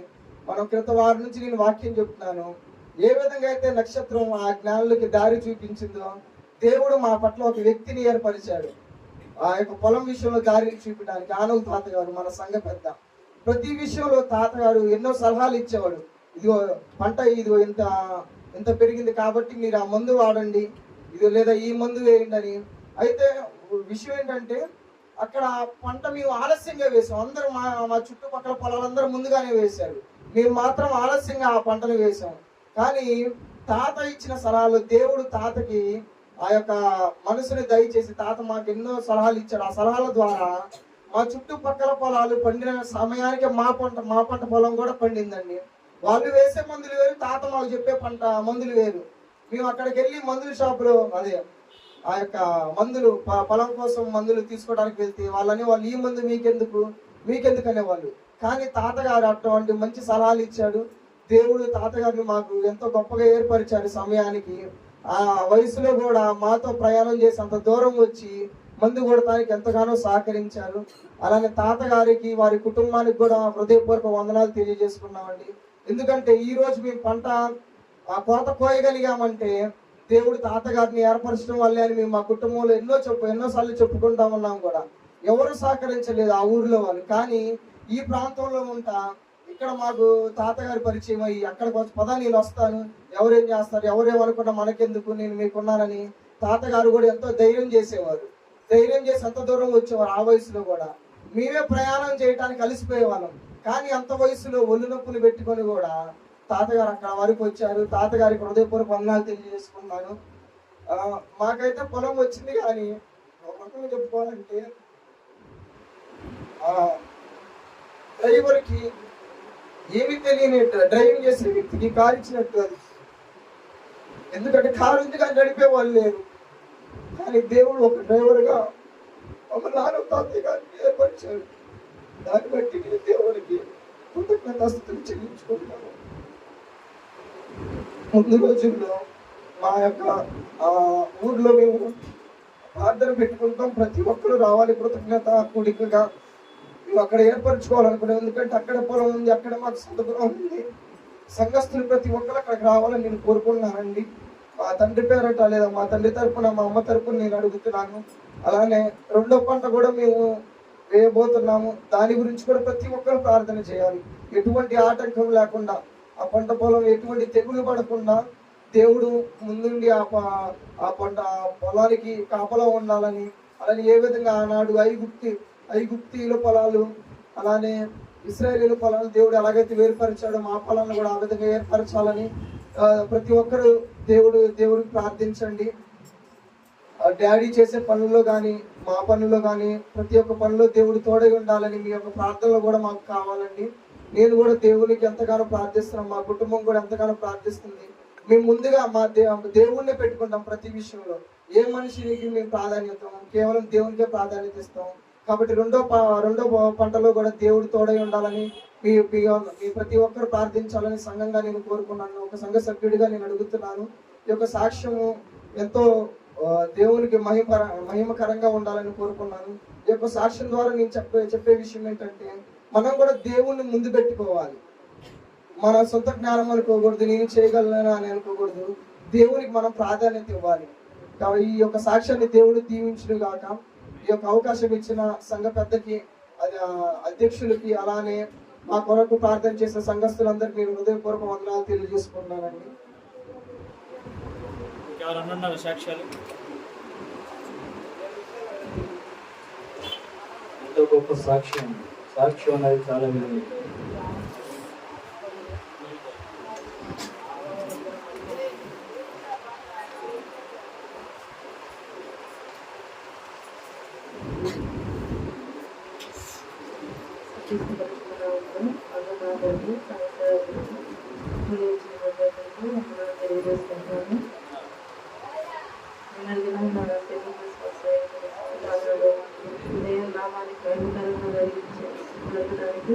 మన ముందు ప్రార్థన అనేది చాలా విలువైనట్టున్నారు. అంకుల్ ఉన్నప్పుడు చక్కగా ప్రార్థన చేసి అన్ని నడిపించేవారు. కానీ అంకుల్ లేకపోయిన తర్వాత మనందరం కూడా మన ప్రార్థన చేసుకుంటూ ప్రార్థన మీద విశ్వాసంతో ప్రార్థనతో ముందుకు వెళ్తూ ఈ కార్యక్రమాన్ని జరిపించాలని మేము అనుకున్నాము. ప్రతి సంవత్సరం మనం ఇప్పటి నుంచి అయితే సంఘారాధన మొదలు పెట్టాము. అప్పటి నుండి కూడా ఈ క్రిస్మస్ వేడుకను జరిపించుకోవాలని అనుకున్నాము. అలాగే పోయిన సంవత్సరం దేవుని నామములో మహిమకరంగా క్రిస్మస్ వేడుకలు జరిగినాయి. ఈ సంవత్సరం కూడా డే 1 నుంచి ఎప్పుడైతే మనం సెమీ క్రిస్మస్ పెట్టుకోవాలని అనుకున్నామో అప్పటి నుంచి కూడా అందరూ సంఘస్థులు ప్రార్థన చేశారు. మనం వ్యక్తిగతంగా కుటుంబాల్లో కూడా ప్రార్థన చేసుకున్నాము. ఆ ప్రార్థన చేసిన విధంగా ఏ ఆటంకాలు ఏ ఆపదలు ఏమీ లేకుండా మంచి వాతావరణంలో జయప్రదంగా జరిగించడానికి దేవుడు సహాయం చేశాడు. దేవుడు నామానికి మాత్రమే అక్కడ మహిమ కలిగింది. వచ్చిన పాస్టర్ గారు కానీ ఎమ్మెల్యే గారు కానీ ఎవరైనా దేవుని నామాన్ని హెచ్చించారు కానీ ఎవరికి ఎవరు హెచ్చించబడలేదు. దేవుడే హెచ్చించబడినాడు. దేవుని నామానికి మంచి కలిగిన తర్వాత మీ అందరికీ నా వందనాలు. ఇస్లాం గారిని ప్రార్థన చేస్తారు. కాన్పుల నిమిత్తం వాళ్ళకి సాక్ష్యాల నిమిత్తం ఇంకెవరైనా సాక్ష్యాలు లేరుగా? తండ్రి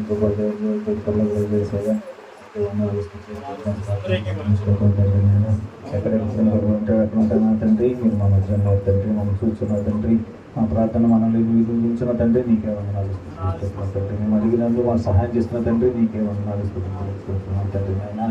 నాయన గడిచిన ఆదివారం నుంచి ఆదివారం వరకు మేము క్షేమం కాచి కాపాడు సజీవులకి నుంచి నాయన ఈ దినానాథంలో పాల్గొని స్థితించి కనపరిచే వారికి దయచేసిన నీకే వందనాలు ఇది జ్ఞానారాధన ఈ దినారాధన క్రమంగా జరిగించిన దాన్ని బట్టి నీకు ఆచార అలవాటుగా కాకుండా ఆయన క్రమంగా జరిగించిన దాన్ని బట్టి నీకే వందనాలు స్థితికి జీవించుకొచ్చున్నాను తండ్రి. నాయన పాటలను వార్తపత్రికలను వార్తపరిచయాలను మీరు నాయన చూపించిన మహిమకై నీకే వందనాలు. నీకే స్థితి మహిమ కలుగును కాక నాయన యేసయ్య నీకే వందనాలు. నాయన ఆయన మేము వాక్యం నాయన విని విడిచిపెట్టేవారం కాకుండా నాయన వాక్య ప్రకారం జీవించడానికి సహాయం చేసి పెట్టము తండ్రి. నాయన మేము నడిచే మార్గం నాయన నిన్ను వెంబడించి మార్గం ఉంటే నిన్ను వెంబడించి నాయన దాన్ని హెచ్చించబడ్డాను.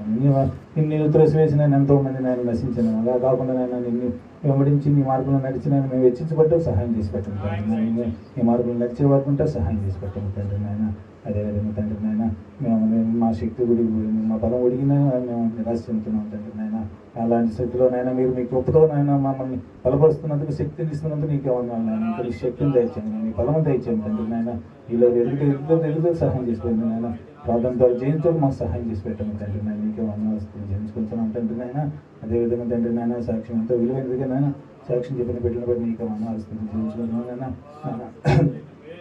దావీదు కుటుంబంలో చేసిన మేలుకే నీకే వందనాలు చెల్లించుకుంటున్నాం తండ్రి. నాయన ఆ పని వాటిలోనైనా పంట విషయంలోనే మీరు చూపిన మేలుకే నీకే వందనాలు. అదేవిధంగా రెండో పంట ఇచ్చిండగా రెండో పంట పోయినైనా మంచిగానైనా కాపుదలు ఎదిగినైనా మంచి ఫలం తెచ్చిన ఫలభరితంగా దయచేయమని అంటే మీరే సహాయం చేసి పెట్టండి తండ్రి. నాయన ఎలాంటి పెరుగులు లేకుండా సహాయం చేసి పెట్టమని మంచి పంటను దయచేయమని. అదేవిధంగా నేను రాత్రి సింగపాలెం కోటలో జరిగించిన సెమీ క్రిస్మస్ కనుమని జరిగించిన నీకే వందనాలు ఇస్తుంది నాయన. నీ నియమానికి మహిమ చెల్లింది, మీ నియమానికి మహిమ ఘనత చెల్లిందని నేను ఆశిస్తున్నాను తండ్రి. నేను అదేవిధంగా నేను రేపు జరగబోయే ఇక్కడ 19 జరగబోయే ఇక్కడ సెమీ క్రిస్మస్లో కూడా మీరు జరిగించుకున్నాను. మీరే మహిమకరంగా ఉంటే సహాయం చేసి పెట్టండి తండ్రి. నేను మేమందరం కలిసి ఐక్యత ఉంటే సహాయం జయిస్తే సహాయం చేసి పెట్టండి తండ్రి. నేను అదేవిధంగా నాయన కానుకల విషయం ప్రార్థిస్తున్నాం నాయన. ఇచ్చిన వారు 30 కొనిసా సహాయం చేసి పెట్టండి తండ్రి. నాయన ఈ కానుకలు ఉంటుంది ఈ రాజ్య సువార్త నిమిత్తం వాటి సహాయం చేసి పెట్టండి. అంతవరకు సజీవులకు నుంచి నడిపించున్నాను. ఏసఐ పేరు అడిగి పెట్టుకుంటున్నాము తండ్రి.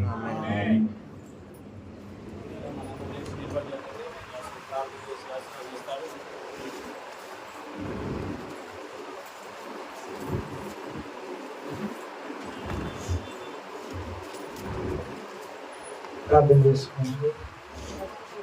ప్రేమ కలిగిన దేవా